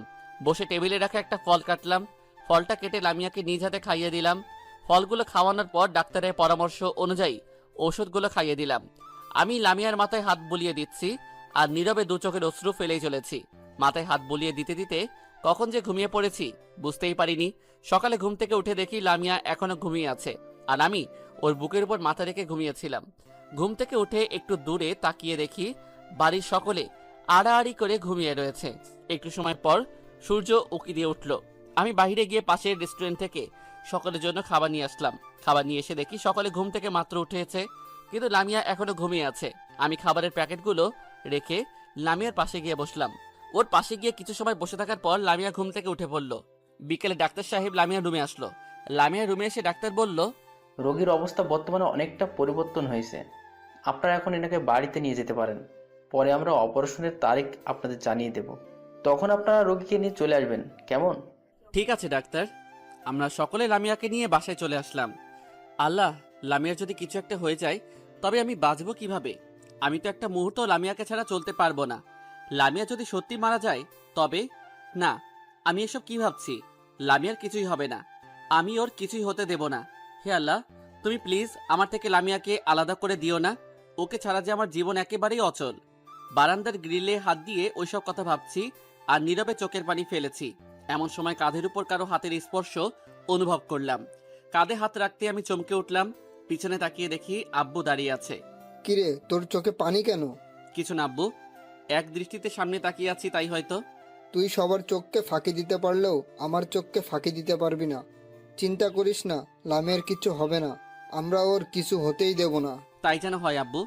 কথাটা বলে আমি আব্বুকে শক্ত করে জড়িয়ে ধরিয়ে কান্না করে ফেললাম। আব্বু আমাকে জড়িয়ে ধরে নীরবে দু চোখের অশ্রু ফেলছে। এই মুহূর্তে লামিয়া রুমে চলে আসলো। লামিয়াকে দেখেই দু চোখের অশ্রু মুছে ফেললাম। আমাদের দিকে কিছু সময় তাকিয়ে থাকার পর লামিয়া বলল, আব্বু, আপনি এখানে আর আমি আপনাকে সারা বাড়ি খুঁজে বেড়াচ্ছি। কেন বৌমা? আজ আমি নিজের হাতে সব রান্না করেছি আপনাদের সবাইকে খাওয়াবো বলে। খাবো তো, আমার মায়ের হাতের রান্না বলে কথা। আজ আমি পেট পুড়ে খাবো। এই যে, তুমিও দাঁড়িয়ে থেকো না, খাবে, চলো। আমরা সকলে খাবার টেবিলে চলে আসলাম। লামিয়া আমাদের সকলের জন্য খাবার বেড়ে দিল। আমি খাবার নিয়ে টেবিলে বসে খাবারের প্লেটের ভিতর হাত রেখে আঙুল দিয়ে আওড়াচ্ছি আর একাধারে লামিয়ার দিকে তাকিয়ে আছি। আল্লাহ, তুমি এত নিষ্ঠুর কি করে হলে? ওর মতো এমন মায়াবিনী একটা মেয়েকে কেন এত কষ্ট দিচ্ছ? তুমি ওর রোগটা আমাকে দিলে না কেন? আমি তো একজন ধর্ষক। তোমার শাস্তি দেওয়ার হয়তো আমাকে দিতে, ওকে কেন এমন শাস্তি দিচ্ছ? তুমি ওকে সম্পূর্ণ সুস্থ করে দাও প্লিজ। লামিয়াকে আমার থেকে আলাদা করে দিও না। খাবারের প্লেট সামনে নিয়ে এইসব কথা ভাবছি। এমন সময় লামিয়ার কথায় বাস্তবে ফিরলাম। তুমি এমন করে কি ভাবছো? কই কিছু না তো। বেশি সময় খাবার সামনে নিয়ে বসে থাকতে হয় না, তাড়াতাড়ি খেয়ে নেও। খাচ্ছি। আমি কিছুটা খাবার খেয়ে হাত ধুয়ে রুমে চলে আসলাম। রুমে এসে বারান্দার গ্রিলে হাত দিয়ে ওই দূর আকাশে তারাটার দিকে তাকিয়ে আছি। হয়তো আর কয়েকটা দিন পর তারাগুলোর মাঝে লামিয়াকে খুঁজে বেড়াতে হবে, তারাগুলোর সাথে কথা বলে কাটাতে হবে হয়তো অজস্র রাত। বারান্দায় বসে আরো কিছু সময় কাটানোর পর রুমে এসে শুয়ে পড়লাম। তার কিছু সময় পর লামিয়া এসে আমার পাশে শুয়ে পড়লো। দুজনে নীরব হয়ে শুয়ে রয়েছি। কিছু সময় নীরব থাকার পর লামিয়া বলল, আমাকে একটু শক্ত করে জড়িয়ে ধরবে? আর বেশি দিন তো আমি এই পৃথিবীতে থাকবো না। এই কয়েকটা দিন আমি তোমার ভালোবাসা নিয়ে বাঁচতে চাই।